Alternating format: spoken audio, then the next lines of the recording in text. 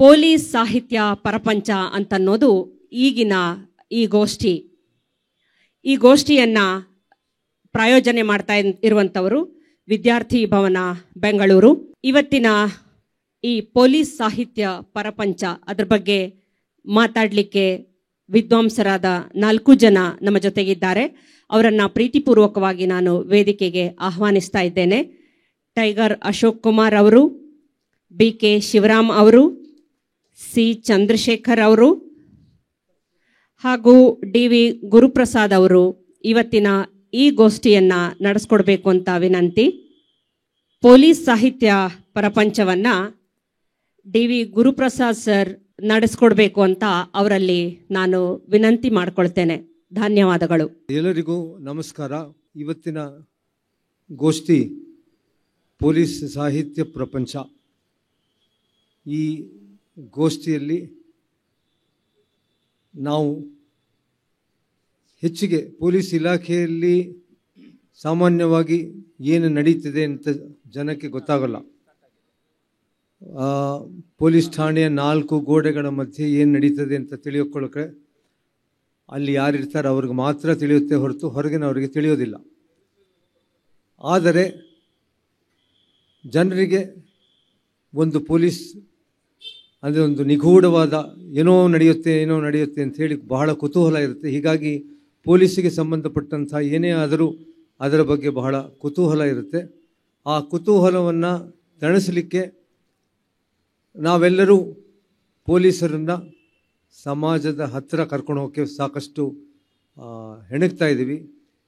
ಇಲ್ಲಿರುವಂಥ 4 ಮಂದಿ, ನಾವು 4 ಮಂದಿ ಆ ಪೊಲೀಸ್ ವಿಷಯಗಳ ಬಗ್ಗೆ, ಪೊಲೀಸೇತರ ವಿಷಯಗಳ ಬಗ್ಗೆ ಬರವಣಿಗೆಗಳಲ್ಲಿ ನಮ್ಮ ಇಲಾಖೆಯ ಪರದೆ ಏನಿದೆ ಆ ಪರದೆಯನ್ನು ತೆಗೆದು ಜನಕ್ಕೆ ತೋರಿಸ್ತಾ ಇದ್ದೀವಿ. ಇವತ್ತು ಈ ಗೋಷ್ಠಿಯಲ್ಲಿ ಇರುವ ನಾವು 4 ಜನ ನಿಮಗೆ ಇಷ್ಟವಾಗುವಂತಹ ಕೆಲವು ಪೊಲೀಸ್ ಪ್ರಸಂಗಗಳನ್ನು ಹೇಳಿ. ಯಾಕೆಂದರೆ 4 BK ಶಿವರಾಮ್ ಅವರಿದ್ದಾರೆ. ಅವರು ತಮ್ಮ ಅಂಕಣದಲ್ಲಿ ಈಗಾಗಲೇ ತಾವು ಮಾಡಿದಂತಹ ಹಲವಾರು ಪ್ರಕರಣಗಳ ಬಗ್ಗೆ ಗಮನ ಸೆಳೆದಿದ್ದಾರೆ. ನನ್ನ ಬಲಗಡೆ ಇರುವಂಥ ಟೈಗರ್ ಅಶೋಕ್ ಕುಮಾರ್ ಅವರು ಈಗಾಗಲೇ ವೀರಪ್ಪನ ಬಗ್ಗೆ ಬರೆದಿದ್ದಾರೆ. ಮತ್ತು ಅವರು ಬಹಳ ಕುತೂಹಲಕಾರಿಯಾಗಿ ವಿಷಯವನ್ನು ಹೇಳ್ತಾರೆ. ಚಂದ್ರಶೇಖರ್ ಅವರು ಇತ್ತೀಚೆಗಷ್ಟೇ ಕಾವೇರಿ ವಿವಾದದ ಬಗ್ಗೆ ಬಹಳ ದೊಡ್ಡ ಕೃತಿಯನ್ನು ಕನ್ನಡದಲ್ಲಿ ಮತ್ತು ಇಂಗ್ಲೀಷ್ನಲ್ಲಿ ಎರಡರಲ್ಲೂ ಅವರು ರಚಿಸಿ ಹೆಸರುವಾಸಿಯಾಗಿದ್ದಾರೆ. ಅವರು ತಾವು ಅನುಭವಿಸಿದಂತಹ ಕೆಲವು ಘಟನೆಗಳನ್ನ ಹೇಳ್ತಾರೆ. ಮತ್ತು ನಾನು ಕಡೆಯಲ್ಲಿ ನನ್ನ ಕೆಲವು ಅನುಭವಗಳನ್ನು ನಿಮ್ಮ ಜೊತೆ ಹಂಚ್ಕೋತೀನಿ.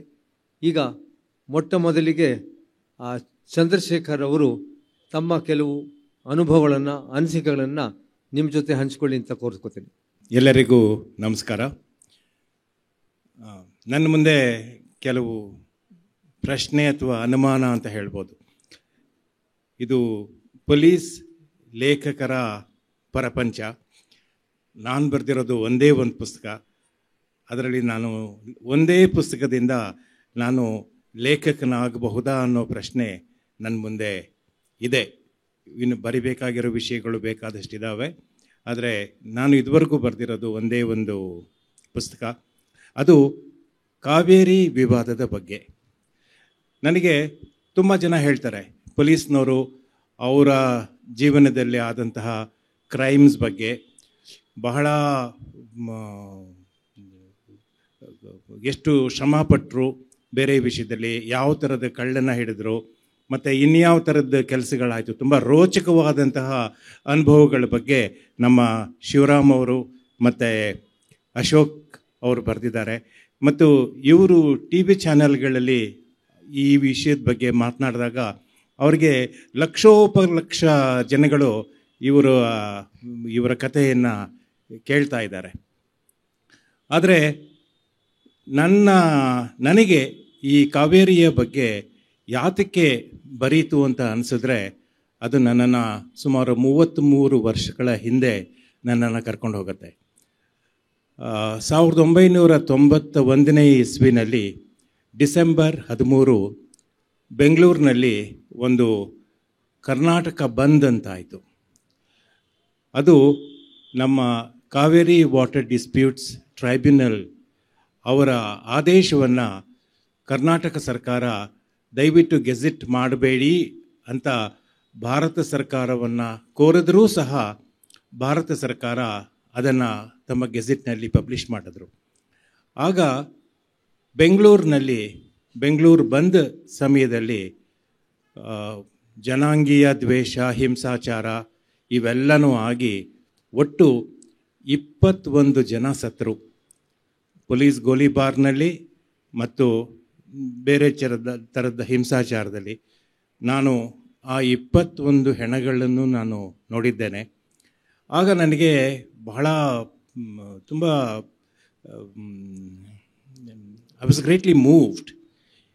ಯಾತಕ್ಕೆ ಒಂದು ನದಿ ನೀರಿನ ವಿಷಯದಲ್ಲಿ ನಾವು ಇಷ್ಟರ ಮಟ್ಟಿಗೆ ಇಮೋಷ್ನಲ್ ಆಗೋದಕ್ಕೆ ಏನು ಕಾರಣ ಅನ್ನೋ ಪ್ರಶ್ನೆ ನನ್ನ ಮುಂದೆ ಬಂದಾಗ ನಾನು ಇದ್ರ ಬಗ್ಗೆ ಏನು ಮಾಹಿತಿಯನ್ನು ತಗೋಬಹುದು ಅಂತ ಹೇಳಿ ಯೋಚನೆ ಮಾಡೋಕ್ಕೆ ಶುರು ಮಾಡಿದೆ.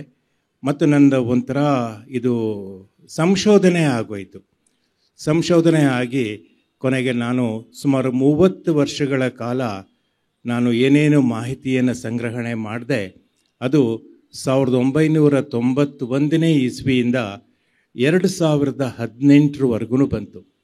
ಇಲ್ಲಿಗೆ 1991ನೇ ಇಸ್ವಿ ಯಾತಕ್ಕೆ ಮುಖ್ಯ ಆಗತ್ತೆ ಅಂತಂದರೆ ಅವಾಗ ನಮಗೆ ಈ ಕಾವೇರಿ ವಾಟರ್ ಡಿಸ್ಪ್ಯೂಟ್ಸ್ ಟ್ರೈಬ್ಯುನಲ್ ಕಡೆಯಿಂದ ನಮಗೆ ಮಧ್ಯಂತರ ಆದೇಶ ಬಂತು. ಅದಾದ ಮೇಲೆ ಟ್ರೈಬ್ಯುನಲ್ 2007ರಲ್ಲಿ ತಮ್ಮ ಅಂತಿಮ ತೀರ್ಪನ್ನು ಕೊಟ್ಟರು. 4 ರಾಜ್ಯಗಳು ಪುದುಚೇರಿಯನ್ನು ಸೇರಿ ನಮಗೆ ಇದು ಸಮಾಧಾನಕರವಾಗಿಲ್ಲ ಅಂತ ಹೇಳಿ ಎಲ್ಲರೂ ಸುಪ್ರೀಂ ಕೋರ್ಟ್ಗೆ ಹೋದರು. ಸುಪ್ರೀಂ ಕೋರ್ಟ್ನಿಂದ ನಮಗೆ ಫೆಬ್ರವರಿ 2018ರಲ್ಲಿ ಅವರ ತೀರ್ಪು ಬಂತು. ನಾನು ಅಲ್ಲಿವರೆಗೂ ಕಾದು ಈ ವಿಷಯದಲ್ಲಿ ಏನೇನು ಮಾಹಿತಿ ಸಂಗ್ರಹಣೆ ಮಾಡಬಹುದು, ಇದರಲ್ಲಿ ಮೂಲವಾದಂತಹ ಮಾಹಿತಿ ಏನು ಅನ್ನೋದ್ರ ಬಗ್ಗೆ ಒಂದು ಅಧ್ಯಯನ ಮಾಡಿ ಇದು ನನ್ನಲ್ಲೇ ಇದ್ದರೆ ಏನು ಪ್ರಯೋಜನ ಆಗೋದಿಲ್ಲ, ಇದು ಸಾರ್ವಜನಿಕವಾಗಿ ಎಲ್ರಿಗೂ ತಿಳಿಬೇಕು. ನನ್ನ ಅನುಭವದಲ್ಲಿ ಕಾವೇರಿ ಬಗ್ಗೆ ಇಲ್ಲ ಅರ್ಧಂಬರ್ಧ ತಿಳಿದವ್ರು ಮಾತನಾಡ್ತಾರೆ, ಇನ್ನು ಕೆಲವರಿಗೆ ಏನೂ ವಿಷಯ ಗೊತ್ತಿಲ್ಲ, ಯಾವುದೇ ರೀತಿಯಾದಂಥ ಮೂಲ ಮಾಹಿತಿ ಇಲ್ಲ. ಹೆಚ್ಚು ಅಪಾಯಕಾರ ಯಾರು ಅಂತಂದರೆ ಈ ಅರ್ಧಂಬರ್ಧ ತಿಳ್ಕೊಂಡಿರ್ತಾರಲ್ಲ ಅವರು ಮಾತ್ರ ಹೆಚ್ಚು ಅಪಾಯಕಾರಿ ಅಂತ ಅನ್ನಿಸ್ತು. ಹಾಗಾಗಿ ಒಂದು ಪುಸ್ತಕ ಬರೀ ಒಂದು ಶೆಲ್ಫ್ನಲ್ಲೇ ಇದ್ದರೆ ಏನು ಪ್ರಯೋಜನ, ಈ ಮೂಲ ಮಾಹಿತಿ ಸಾರ್ವಜನಿಕವಾಗಿ ಎಲ್ಲ ಕಡೆಗೂ ಅವೈಲೇಬಲ್ ಆಗಿರಬೇಕು, ಈ should be available in the public domain ಅನ್ನೋ ಒಂದು ದೃಷ್ಟಿಯಿಂದ ನಾನು ಮೊದಲು ಈ ಪುಸ್ತಕವನ್ನು ಇಂಗ್ಲೀಷ್ನಲ್ಲಿ ಬರೆದೆ, ಕಾವೇರಿ ಡಿಸ್ಪ್ಯೂಟ್ ಅ ಹಿಸ್ಟಾರಿಕಲ್ ಪರ್ಸ್ಪೆಕ್ಟಿವ್ ಅಂತ. ಅದಕ್ಕೆ ಮುಖ್ಯವಾದ ಕಾರಣ ಏನು ಅಂತಂದರೆ ಇದುವರೆಗೂ ಕಾವೇರಿ ವಿವಾದದ ಬಗ್ಗೆ ಬರೀ ತಮಿಳುನಾಡು ಏನು ಹೇಳ್ತಾ ಇದೆ ಅದು ನಮ್ಮ ಶತ್ರುಗಳು ಅನ್ನೋ ದೃಷ್ಟಿಯಿಂದ ಅಂತಲ್ಲ, ಬರೀ ಒಂದೇ ಒಂದು only one version is being heard. ಒಂದು ಕಾಯಿನ್ಗೆ 2 ಮುಖಗಳಿರುತ್ತೆ, ಅದಕ್ಕೋಸ್ಕರ ಈ 2 ವಿಷಯಗಳನ್ನ ತಿಳ್ಕೋಬೇಕು ಅನ್ನೋದು ನಮ್ಮ ದೇಶದಲ್ಲಿ ಅದು ಇರಲಿಲ್ಲ. ನೀವು ಪ್ರಜಾವಾಣಿನಲ್ಲಿ ಕೆಲಸ ಮಾಡಿದಂತಹ ಅಮೀನ್ ಮಟ್ಟು ಅವ್ರನ್ನ ಕೇಳ್ತು ಅಂತಂದರೆ ಅವರು ಮೊನ್ನೆ ಒಂದು ಸಭೆಯಲ್ಲಿ ಹೇಳ್ತಾ ಇದ್ರು, ಈ ಕಾವೇರಿ ವಿವಾದದ ಬಗ್ಗೆ ಕರ್ನಾಟಕದಿಂದ ಇದು ನಮ್ಮ ಕಥೆ ಅಂತ ಹೇಳುವಂತಹ ಒಂದು ಡಾಕ್ಯುಮೆಂಟ್ ಇಲ್ಲದೆ ಇರೋದು ನಮ್ಮ ರಾಜ್ಯದ ದೊಡ್ಡ ದುರಂತ.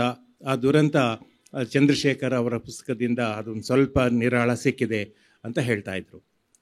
ನಾನು ನನ್ನ ಪುಸ್ತಕದಲ್ಲಿ ಏನು ಹೇಳೋಕೆ ಹೊರಟಿದ್ದೀನಪ್ಪ ಅಂತಂದರೆ, ಮೈಸೂರು ಸಂಸ್ಥಾನದ ರಾಜರು ಬರೀ ರಾಜರಾಗಿ ಉಳಿಲಿಲ್ಲ, ಅವರಿಗೆ ಪ್ರಜೆಗಳ ಕ್ಷೇಮ ಅವರ ಅತ್ಯಂತ ದೊಡ್ಡ ಆದ್ಯತೆಗಳಲ್ಲಿ ಒಂದಾಗಿತ್ತು. ಹಾಗಾಗಿ ನಮ್ಮ ಮೈಸೂರು ಸಂಸ್ಥಾನಕ್ಕೆ ಮೇಲಿಂದ ಮೇಲೆ ಮಳೆಯ ವೈಫಲ್ಯದಿಂದ ತುಂಬ ಬರಗಾಲದಿಂದ ಕ್ಷಾಮದಿಂದ ಇನ್ನು ಕೆಲವೊಮ್ಮೆ ಬೇರೆ ರೋಗಗಳು ಬಂದು ತುಂಬ ಜನರು ಸತ್ತರು. ಅದರಲ್ಲಿ 1820ರ ದಶಕ ಒಂದು ಮತ್ತು 1876ರಲ್ಲಿ ಆದ ಒಂದು ಕ್ಷಾಮ, ಅದರಲ್ಲಿ ಒಟ್ಟು ಸುಮಾರು 11 ಲಕ್ಷ ಜನ ಸತ್ತರು. ಮೈಸೂರು ಸಂಸ್ಥಾನದ 5ನೇ ಒಂದು ಭಾಗ ಅಂತ ಒಂದು ಎಸ್ಟಿಮೇಟ್ ಇದೆ 1876ರಲ್ಲಿ ಆದ ಕ್ಷಾಮದಲ್ಲಿ ಅಂತ.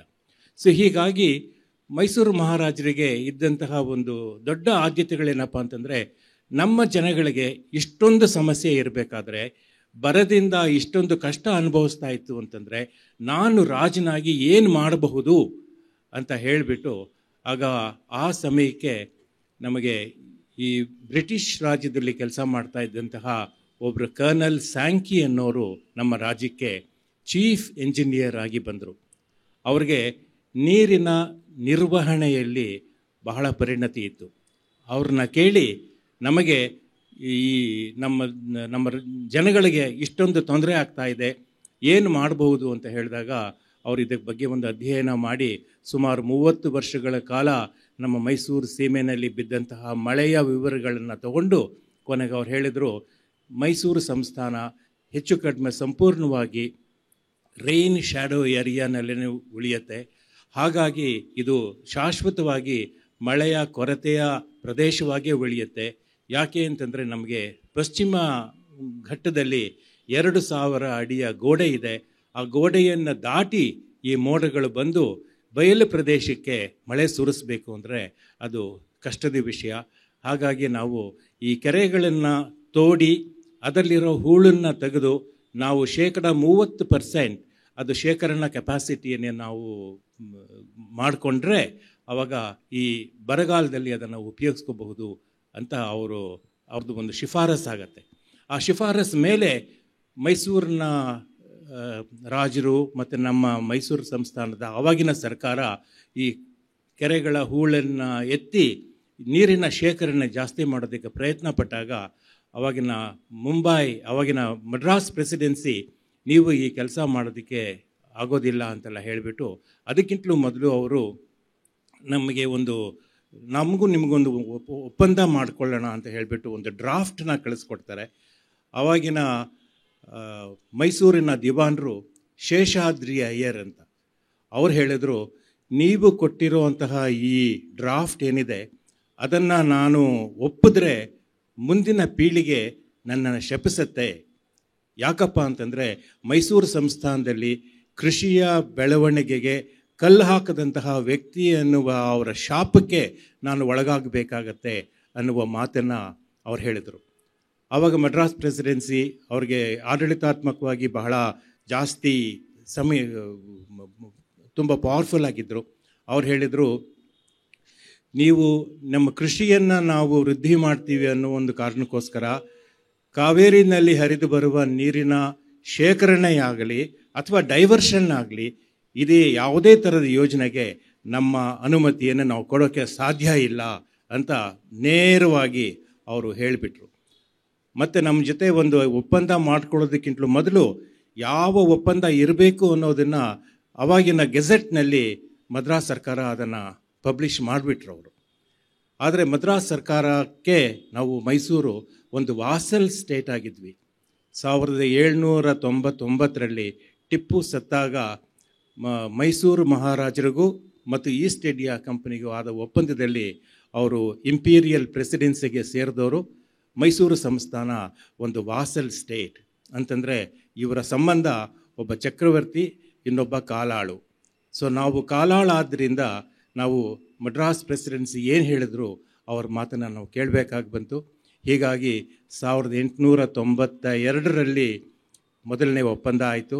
ಆಮೇಲಿಂದ ನಮಗೆ ಕನ್ನಂಬಾಡಿ ಕಟ್ಟೆ ಕಟ್ಟಬೇಕು ಅಂತ ಹೊರಟಾಗ ಅದರಲ್ಲಿ ಎಷ್ಟು ನೀರಿನ ಶೇಖರಣೆ ಆಗಬೇಕು ಅನ್ನೋ ಒಂದು ವಿವಾದ ಆಯಿತು. ಆ ವಿವಾದನ HD Griffin Allahabad high court justice ಅವರ ಆರ್ಬಿಟ್ರೇಷನ್ನಿಗೆ ಒಪ್ಪಿಸಿದ್ರು. ಗ್ರಿಫಿನ್ ಅವರು ತಮ್ಮ ತೀರ್ಮಾನವನ್ನು ಕೊಟ್ಟರು. ಅವರೇನು ಹೇಳಿದರು ಅಂತಂದರೆ, ಈಗ ತಂಜಾವೂರಿನಲ್ಲಿ 12 ಲಕ್ಷ ಎಕರೆ ಜಮೀನು ನೀರಾವರಿ ಆಗ್ತಾ ಇದೆ, ಅದಕ್ಕೆ 22,750 TMCಯಷ್ಟು ನೀರನ್ನು ಮೈಸೂರು ಕೊಡೋಕ್ಕೆ ಸಾಧ್ಯ ಇತ್ತು ಅಂತಂದರೆ ಅವರು ಕನ್ನಂಬಾಡಿ ಕಟ್ಟೆಯನ್ನು ಕಟ್ಟಬಹುದು ಅಂತ ಹೇಳಿದರು. ಆದರೆ ಮಡ್ರಾಸ್ ಪ್ರೆಸಿಡೆನ್ಸಿ ಈ ಒಪ್ಪಂದದ ವಿರುದ್ಧ, ನಾವು ಮಾಡಿಕೊಂಡಿರೋ ಒಪ್ಪಂದದಲ್ಲಿ final opinion of the arbitration ಅಂತ ಇದೆ 1892 ಅಗ್ರಿಮೆಂಟ್ನಲ್ಲಿ. For the final decision of the arbitrator ಅಂತ ಇದ್ರೂ ಸಹ ಇವರು ಮದ್ರಾಸ್ ಪ್ರೆಸಿಡೆನ್ಸಿನವರು ಈ ವಿಷಯವನ್ನು ಸೆಕ್ರೆಟರಿ ಫಾರ್ ಇಂಡಿಯಾ ಇಂಗ್ಲೆಂಡಲ್ಲಿ ಒಬ್ಬರಿದ್ದರು ಅವ್ರ ಮುಂದೆ ಇಟ್ಟು HD ಗ್ರಿಫಿನ್ ಅವರ ಆದೇಶವನ್ನು ಅನೆಲ್ ಮಾಡಿಸಿ ಕೊನೆಗೆ ನೀವೇ ಎದುರುಗಡೆ ಕೂತು ಇನ್ನೊಂದು ಬೇರೆ ಒಂದು ಒಪ್ಪಂದ ಮಾಡಿಕೊಳ್ಳಿ ಅಂತ ಹೇಳಿದ್ರು. ನಮಗೆ 3 ಪರ್ಯಾಯವಾದ ಮಾರ್ಗಗಳನ್ನ ಸೂಚಿಸಿದ್ರು. ಮೊದಲನೇ ಪರ್ಯಾಯದ ಮಾರ್ಗ ಏನಪ್ಪ ಅಂತಂದರೆ, ನೀವು ಇನ್ನೊಂದು ಆರ್ಬಿಟ್ರೇಷನ್ಗೆ ಹೋಗಿ. ಎರಡನೇ ಪರ್ಯಾಯ, ನನ್ನ ವಿರುದ್ಧ ನೀವು ಬ್ರಿಟಿಷ್ ಪಾರ್ಲಿಮೆಂಟ್ನಲ್ಲಿ ಮೇಲ್ಮನವಿಯನ್ನು ಸಲ್ಲಿಸ್ಬೋದು. ಮೂರನೇ ಪರ್ಯಾಯ, ನೀವು ಮದ್ರಾಸ್ನವ್ರ ಜೊತೆ ಕೂತು ಮಾತುಕತೆ ಮಾಡಬಹುದು ಅಂತ. ಸೊ ಮೊದಲನೇ 2 ಸಾಧ್ಯವಾಗದೇ ಇರುವಂತಹ ಆಪ್ಷನ್ಗಳು ಅಂತ ಹೇಳಿಬಿಟ್ಟು ಮೈಸೂರು ಸಂಸ್ಥಾನ ಮದ್ರಾಸ್ನವ್ರ ಜೊತೆ ಮಾತನಾಡಿ 1924ನೇ ಇಸ್ವಿನಲ್ಲಿ 2ನೇ ಒಪ್ಪಂದ ಮಾಡಿಕೊಂಡ್ರು. ಅದರಲ್ಲಿ ಮುಖ್ಯವಾದ ಅಂಶ ಏನು ಅಂತಂದರೆ, ಮೈಸೂರಿನಲ್ಲಿ 1,10,000 ಎಕರೆಗೆ ನಾವು ಕೃಷಿಯನ್ನು ವಿಸ್ತರಣೆ ಮಾಡಬಹುದು. ಆದರೆ ಮದ್ರಾಸ್ 3,01,000, 1,10,000 ಎಲ್ಲಿ, 3,01,000 ಎಲ್ಲಿ. ಮತ್ತು ಕನ್ನಂಬಾಡಿ ಕಟ್ಟೆನಲ್ಲಿ 45 TMC ಶೇಖರಣೆ ಮಾಡ್ಬೋದು. ಆದರೆ ನಿಮಗೆ ಮೆಟ್ಟೂರಿನಲ್ಲಿ 93.5, 108% ಜಾಸ್ತಿ ಅಷ್ಟು ನೀರು ಶೇಖರಣೆಯನ್ನು ಮಾಡಬಹುದು. ಮತ್ತು ಈ ಒಪ್ಪಂದ 50 ವರ್ಷಗಳ ಕಾಲ ಇರುತ್ತೆ ಅಂತ ಅವ್ರು ಹೇಳಿದರು. ಸೊ ಹೀಗಾಗಿ ಕೊನೆಗೆ ಮೈಸೂರು ಸಂಸ್ಥಾನ ಅವ್ರಿಗೆ ಎಷ್ಟು ನೀರು ಬೇಕು ಅಷ್ಟನ್ನ ಬಿಟ್ಕೊಂಡು ಬಂದರು. 74 ಆದಮೇಲೆ ನಮ್ಮದು ಒಪ್ಪಂದ ಮುಗೀತು. ಅದಕ್ಕೋಸ್ಕರ ನಾವೇನೇ ನಮ್ಮ ಜಲಾಶಯಗಳನ್ನು ಕಟ್ಟಿಕೊಂಡು ನಾವು ನಮ್ಮ ಕೃಷಿಯನ್ನು ವಿಸ್ತರಣೆ ಮಾಡ್ಕೊತೀವಿ ಅಂತ ಹೇಳಿದ್ರು. ಈ ವಿಷಯ ಮಡ್ರಾಸ್ಗೂ ಆವಾಗ ತಮಿಳುನಾಡು ಮತ್ತು ಕರ್ನಾಟಕ ಆಯಿತು. ಇದು ಭಾರತ ಸರ್ಕಾರದ ಮುಂದೆ ಹೋಯಿತು. ಆಗ ಅವರು ಇದನ್ನು ಟ್ರೈಬ್ಯುನಲ್ ರಚನೆ ಮಾಡಿ ಅಂತಂದರು. 1990ನೇ ಇಸ್ವಿನಲ್ಲಿ ಸುಪ್ರೀಂ ಕೋರ್ಟ್ ಆದೇಶದ ಮೇಲೆ ಈ ಒಂದು ಟ್ರೈಬ್ಯುನಲ್ ರಚನೆ ಆಯಿತು. ಟ್ರೈಬ್ಯುನಲ್ 2007ಕ್ಕೆ ಅವರು ತಮ್ಮ ಆದೇಶವನ್ನು ಕೊಟ್ಟರು. ಅದರಲ್ಲಿ ನಾವು ಮದ್ರಾಸ್ಗೆ ಪ್ರತಿ ವರ್ಷನೂ ಅಂದರೆ ಜೂನಿಂದ ಮೇವರೆಗೆ 192 TMC ನೀರನ್ನು ಹರಿಸಬೇಕು ಅಂತ ಹೇಳಿದರು. ನಾವು ಅಪೀಲ್ ಹೋದಾಗ ಸುಪ್ರೀಂ ಕೋರ್ಟ್ ಟ್ರೈಬ್ಯುನಲ್ ಏನು ವಿಷಯದಲ್ಲಿ ತಪ್ಪು ಮಾಡಿದೆ ಅದನ್ನು ಸರಿಪಡಿಸಬೇಕು ಅಂತೆಲ್ಲ ಹೇಳಿಬಿಟ್ಟು ಕೊನೆಗೆ 192 TMCಯ ಬದಲು 177.2 TMC ಅಷ್ಟು ನೀರನ್ನು ಕರ್ನಾಟಕ ಹರಿಸಿದ್ರೆ ಈ ಸಮಸ್ಯೆಯನ್ನು ಬಗೆಹರಿಸ್ಬೋದು ಅಂತ ಹೇಳಿದರು. ಈ ಎಲ್ಲ ಮಾಹಿತಿಯನ್ನು ಒಟ್ಟು ಕ್ರೌಢೀಕರಿಸಿ ನಾನು ಈ ಪುಸ್ತಕವನ್ನು ಬರೆದಿದ್ದೇನೆ. ಇದರಲ್ಲಿ ಒಂದು ಮುಖ್ಯವಾದ ಅಂಶ ಅಂತಂದರೆ, ನಾರಿಮನ್ ಅವರು ಕರ್ನಾಟಕದ ಪರವಾಗಿ ಸುಪ್ರೀಂ ಕೋರ್ಟ್ನಲ್ಲಿ ವಾದವನ್ನು ಮಂಡಿಸ್ತಾ ಇದ್ದ ಸಮಯದಲ್ಲಿ ಅವ್ರು ಹೇಳಿದರು, ಈ ಒಪ್ಪಂದಗಳಾದಾಗ ಮೈಸೂರು ಮತ್ತು ತಮಿಳುನಾಡು ಮಡ್ರಾಸ್ ಪ್ರೆಸಿಡೆನ್ಸಿ ಅವರ ಒಂದೇ ಸ್ಥಾನದಲ್ಲಿ ಇರಲಿಲ್ಲ, ಒಂದೇ ಅಂತಸ್ತಿನಲ್ಲಿ ಇರಲಿಲ್ಲ, ಅವರು ಬೇರೆ ಬೇರೆ ಆಗಿತ್ತು ಅಂತ ಹೇಳಿದಾಗ ಸುಪ್ರೀಂ ಕೋರ್ಟ್ ಹೇಳಿದರು, ನೋಡಿ ನಿಮಗೆ ತುಂಬ ಅವಕಾಶಗಳಿತ್ತು ಇದರಿಂದ ಹೊರಗಡೆ ಬರೋದಕ್ಕೆ. 1935ನೇ ಇಸ್ವಿನಲ್ಲಿ ಗೌರ್ಮೆಂಟ್ ಆಫ್ ಇಂಡಿಯಾ ಆ್ಯಕ್ಟ್ ಬಂತು. ಅದರಲ್ಲಿ ನೀವು ಈ ಹಳೆಯ ನಿಬಂಧನೆಗಳಿಂದ ಹೊರಗಡೆ ಬರೋದಕ್ಕೆ ಅವಕಾಶ ಆಯಿತು. ನೀವು ಆ ಅವಕಾಶವನ್ನು ಉಪಯೋಗಿಸ್ಕೊಳ್ಳಿಲ್ಲ. 1947ನೇ ಇಸ್ವಿನಲ್ಲಿ ನಮ್ಮ ಇಂಡಿಪೆಂಡೆನ್ಸ್ ಆಫ್ ಇಂಡಿಯಾ ಆ್ಯಕ್ಟ್ ಬಂತು. ಆವಾಗ ನೀವು ಕೇಳ್ಬೋದಾಗಿತ್ತು, ನೀವು ಆ ಅವಕಾಶನೂ ಕಳ್ಕೊಂಡ್ಬಿಟ್ರಿ. ಕೊನೆಗೆ ನಿಮಗೆ ಸ್ಟ್ಯಾಂಡ್ ಸ್ಟಿಲ್ ಅಗ್ರಿಮೆಂಟ್ ಅಂತ ಆಯಿತು. ಯಾವ ಒಪ್ಪಂದಗಳನ್ನು ನಾವು ಇಟ್ಕೋಬೋದು, ಯಾವ ಒಪ್ಪಂದಗಳನ್ನ ಕೈ ಬಿಡಬಹುದು. ಇಟ್ಕೊಳ್ಳೋದಿತ್ತು ಅಂತಂದರೆ ಯಾವ ರೀತಿಯಾದಂತಹ ಬದಲಾವಣೆಗೆ ಅವಕಾಶ ಆಯಿತು. ನೀವು ಆವಾಗಲೂ ಏನೂ ಮಾಡಲಿಲ್ಲ. 50ನೇ ಇಸ್ವಿನಲ್ಲಿ ನಮ್ಮದೇ ಸಂವಿಧಾನ ಬಂತು. ಆಗ ನೀವು ಕೇಳ್ಬೋದಾಗಿತ್ತು, ನೀವು ಆವಾಗಲೂ ಏನೂ ಹೇಳಲಿಲ್ಲ. ನಿಮ್ಮ ಕೊನೆಯ ಅವಕಾಶ 56ನೇ ಇಸ್ವಿನಲ್ಲಿ ಈ ರಾಜ್ಯಗಳ ಪುನರ್ವಿಂಗಡಣೆ ತುಂಬ ಮುಖ್ಯವಾದ ಅಂಶ. ಯಾಕಪ್ಪ ಅಂತಂದರೆ ರಾಜ್ಯಗಳ ಪುನರ್ವಿಂಗಡಣೆ ಆಗಿದ್ದು ರಾಜ್ಯದ ಸಮಸ್ಯೆಗಳ ಪರಿಹಾರಕ್ಕೋಸ್ಕರ. ಆ ಸಮಯದಲ್ಲೂ ನೀವು ಏನೂ ಹೇಳಲಿಲ್ಲ. ನೀವು ಬೇಕು ಅಂತಂದರೆ ಗ್ರೀಕ್ ಪುರಾಣದಲ್ಲಿ ಬರುವಂತಹ ಫೀನಿಕ್ಸ್ ಹಕ್ಕಿಯಂತೆ ನಿಮ್ಮ ಬೂದಿಯಿಂದ ನೀವೇ ಹುಟ್ಟಿ ಬರಬಹುದಾಗಿತ್ತು. ನೀವು ಬರಲಿಲ್ಲ. ಅದರ ಬದಲು ಈಜಿಪ್ಟಿನ ಸಿಮ್ಮನ್ ಹಾರಣಿಯಂತೆ ನೀವು ಮೌನಕ್ಕೆ ಶರಣರಾದ್ರಿ ಅನ್ನೋ ಒಂದು ಮಾತನ್ನು ಸುಪ್ರೀಂ ಕೋರ್ಟ್ ಹೇಳಿ ಅವರು 2018ರಲ್ಲಿ ತಮ್ಮ ತೀರ್ಪನ್ನು ಕೊಟ್ಟಿದ್ದಾರೆ. ಇದು 15 ವರ್ಷಗಳ ಕಾಲ ಮತ್ತೆ ರಿವ್ಯೂಗೆ ಬರುತ್ತೆ. ಅಂದರೆ 20,033 ಅಲ್ಲಿವರೆಗೆ ಏನೇನು ಬದಲಾವಣೆಗಳಾಗಿದ್ದಾವೆ. ನಾವು ಈ ವಿಷಯವನ್ನು ಮುಂದುವರಿಸಬೇಕಾದ್ರೆ ಸುಪ್ರೀಂ ಕೋರ್ಟ್ ಮುಂದೆ ಯಾವ ಮಾಹಿತಿಯನ್ನು ಮಂಡಿಸಬೇಕು, ಯಾವ ರೀತಿಯಾದಂತಹ ಬದಲಾವಣೆಗಳನ್ನು ನಮಗೆ ಬೇಕು ಅಂತ ಕೇಳೋದಕ್ಕೆ ನಮ್ಮ ಸರ್ಕಾರ, ರೈತರು, ಜನರು ಎಲ್ಲರೂ ಒಟ್ಟಿಗೆ ಸೇರಿ ನಮ್ಮ ಈ ಪ್ರಕರಣವನ್ನು ಸುಪ್ರೀಂ ಕೋರ್ಟ್ ಮುಂದೆ ಮಂಡಿಸಬೇಕಾಗಿದೆ. ಈ ಮಾಹಿತಿಯನ್ನು ನಾನು ನನ್ನ ಪುಸ್ತಕದಲ್ಲಿ ಬರೆದಿದ್ದೀನಿ. ನಮಸ್ಕಾರ. ಇದು ಕನ್ನಡ ಮತ್ತು ಇಂಗ್ಲೀಷ್ ಎರಡರಲ್ಲೂ ಇದೆ. ಇಂಗ್ಲೀಷ್ ಫೆಬ್ರವರಿ 2023ರಲ್ಲಿ ಶ್ರೀ SM ಕೃಷ್ಣ ಅವರು ಬಿಡುಗಡೆ ಮಾಡಿದ್ರು. ಇದು ಕಾವೇರಿ ವಿವಾದ ಒಂದು ಐತಿಹಾಸಿಕ ಹಿನ್ನೋಟ ಅಂತ ಹೇಳಿ ಕನ್ನಡದಲ್ಲಿ ಇವಾಗ ಅದು ಮಂಡ್ಯನಲ್ಲಿ ರಿಲೀಸ್ ಆಯಿತು, ಮೈಸೂರಿನಲ್ಲಿ ರಿಲೀಸ್ ಆಯಿತು, ಬೆಂಗಳೂರಿನಲ್ಲಿ ರಿಲೀಸ್ ಆಯಿತು ಮತ್ತು ಹಾಸನದಲ್ಲಿ ರಿಲೀಸ್ ಆಯಿತು. ಇನ್ನು ತುಮಕೂರು ಮತ್ತು ಗುಂಡ್ಲುಪೇಟೆಯಲ್ಲಿ ಆಗಬೇಕಾಗಿದೆ. ಅದನ್ನು ಸಾಹಿತ್ಯ ಪರಿಷತ್ನಲ್ಲೂ ಆಗಬೇಕಾಗಿದೆ. ಅದು ಬಹುಶಃ ಫೆಬ್ರವರಿ ಮುಂದಿನ ತಿಂಗಳು 21ಕ್ಕೆ ಕನ್ನಡ ಸಾಹಿತ್ಯ ಪರಿಷತ್ನಲ್ಲಿ ಇದಕ್ಕೆ ಸಂಬಂಧಪಟ್ಟ ಎಲ್ಲ ಜನರನ್ನು ಕರೆಸಿ ಈ ವಿಷಯದ ಚರ್ಚೆ ಮಾಡೋಣ ಅಂತ ಹೇಳಿಬಿಟ್ಟು ಕನ್ನಡ ಸಾಹಿತ್ಯ ಪರಿಷತ್ ಇದರ ಬಗ್ಗೆ ಭಾಳ ಗಂಭೀರವಾದ ಯೋಚನೆ ಮಾಡ್ತಾ ಇದ್ದಾರೆ. ಈ ಅವಕಾಶಕ್ಕಾಗಿ ನಾನು ತುಂಬ ಆಭಾರಿ. ನಮಸ್ಕಾರ. ಇಲ್ಲ ಅವರು ನಮ್ಮ ಪಬ್ಲಿಷರ್ ಮೈಸೂರಿನವರು, ಅವರು ಬಹುಶಃ ತಂದಿಲ್ಲ. ಅವರು ಅಭಿರುಚಿ ಪ್ರಕಾಶನ.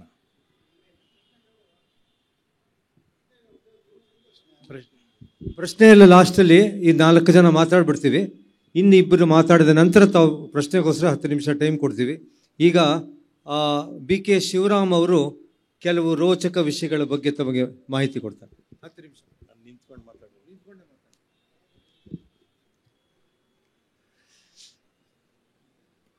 ಎಲ್ರಿಗೂ ನಮಸ್ಕಾರ.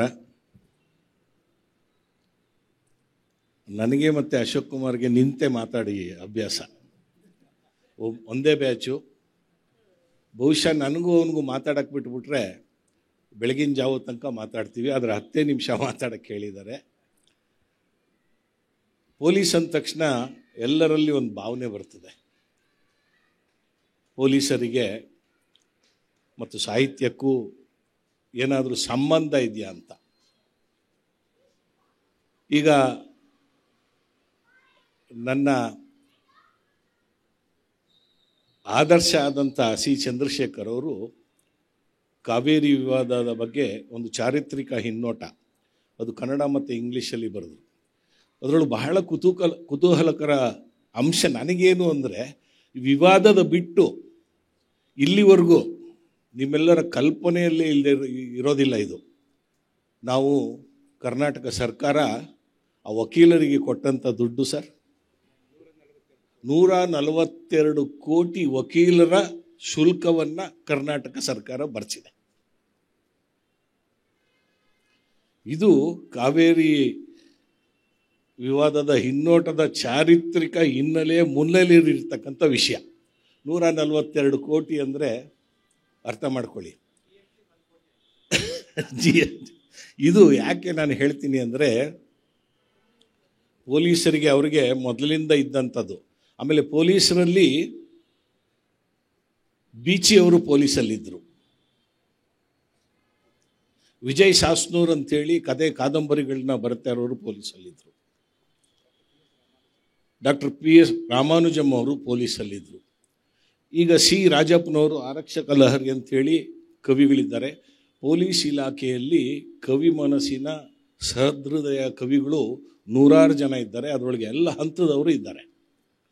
ಇತ್ತೀಚೆಗೆ ಒಂದು ಕಾರ್ಯಕ್ರಮದಲ್ಲಿ ನಾನು ಅಶೋಕ್ ಕುಮಾರ್ ಭಾಗವಹಿಸಿದ್ದಾಗ ಅಲ್ಲೊಬ್ಬ ಪೊಲೀಸ್ ಅಧಿಕಾರಿ ಹೇಳ್ತಾ ಇದ್ರು, 1930ರಲ್ಲಿ ಪೊಲೀಸ್ ಪ್ರಾರಂಭ ಆಯಿತು ಅಂತ. ನನ್ನ ಪ್ರಕಾರ ರಾಮಾಯಣದಲ್ಲೇ ಪ್ರಾರಂಭ ಆಗಿದೆ ಪೊಲೀಸ್. ಮಹಾಭಾರತದಲ್ಲಿ ಪೊಲೀಸ್ ಇದೆ, ರಾಮಾಯಣದ ಪೊಲೀಸು ಹನುಮಂತ, ಗೂಢಾಚಾರ, ದಂಡನಾಯಕ ಎಲ್ಲವೂ ಹೌದು. ಯಾಕೆಂದರೆ ಕಾಲ ಅವಕಾಶ ಭಾಳ ಕಡಿಮೆ ಇರೋದರಿಂದ 100 ಘಟನೆಗಳಿದೆ. ನಾನು ಬರೆದಂಥ ಪುಸ್ತಕ ಪ್ರಜಾವಾಣಿಯಲ್ಲಿ 150 ಎಪಿಸೋಡ್ ಬಂದಂಥ ಪುಸ್ತಕ, ಪೊಲೀಸ್ ಕಂಡ ಕಥೆಗಳು ಅಂತ. ಎಲ್ಲರೂ ನಾನು ಬರೆಯೋಕ್ಕೆ ಪ್ರಾರಂಭ ಮಾಡಿದಾಗ ಮೊದಲಿಗೆ ಅಂದ್ಕೊಂಡ್ರು ಇಲ್ಲಿ ಬರೀ ಕ್ರೈಮು ಅಥವಾ ವೈಭವೀಕರಣ, ಅಪರಾಧಿಗಳ ವೈಭವೀಕರಣ, ಅಪರಾಧದ ವೈಭವೀಕರಣ, ಪೊಲೀಸರ ಇನ್ನೊಂದು ಮುಖ ಕೆಲಸ ಮಾಡಿರೋ ನಮಗೆ ಮಾತ್ರ ಗೊತ್ತಿದೆ, ಅದು ಮಾನವೀಯ ಮೌಲ್ಯಗಳನ್ನು ಪೊಲೀಸರು ಗೌರವಿಸೋದು. ಈಗ ನಾನು 10 ನಿಮಿಷ ಮಾತಾಡಬೇಕಾಗಿದ್ದರಿಂದ 2 ಸಬ್ಜೆಕ್ಟ್ ಹೇಳ್ತೀನಿ ಅಥವಾ 3 ಸಬ್ಜೆಕ್ಟ್ ಹೇಳ್ತೀನಿ. ಅದರಲ್ಲಿ ಯಾವುದ್ರಲ್ಲಿ ಮಾತಾಡೋದ್ರು ಮಾತಾಡ್ತೀನಿ. ಸಾಮಾನ್ಯವಾಗಿ ಗಲಭೆಗಳಾದಾಗ ನಮಗೆ ಕರ್ಫ್ಯೂ ಅಂತ ಒಂದಾಗ್ತದೆ, ಅದ್ರ ಬಗ್ಗೆ ಮಾತಾಡಲ್ಲ. ಪೊಲೀಸರ ಮಾನವೀಯ ಮುಖದ ಬಗ್ಗೆ ನಾನು ಮಾತಾಡಲ್ಲ. ನೀವು ಇತ್ತೀಚೆಗೆ ಗಮನಿಸಿರಬೇಕು, ಕೋವಿಡ್ ಬಂದಾಗ ಇದೇ ಕೋರಮಂಗಲ ಪ್ರದೇಶದಲ್ಲಿ ಒಂದು ಕಸದ ತೊಟ್ಟಿಯಲ್ಲಿ ಒಂದು ಹೆಣ್ಣು ಮಗುವನ್ನು ಬಿಸಾಡಿ ಹೋಗಿದ್ರು.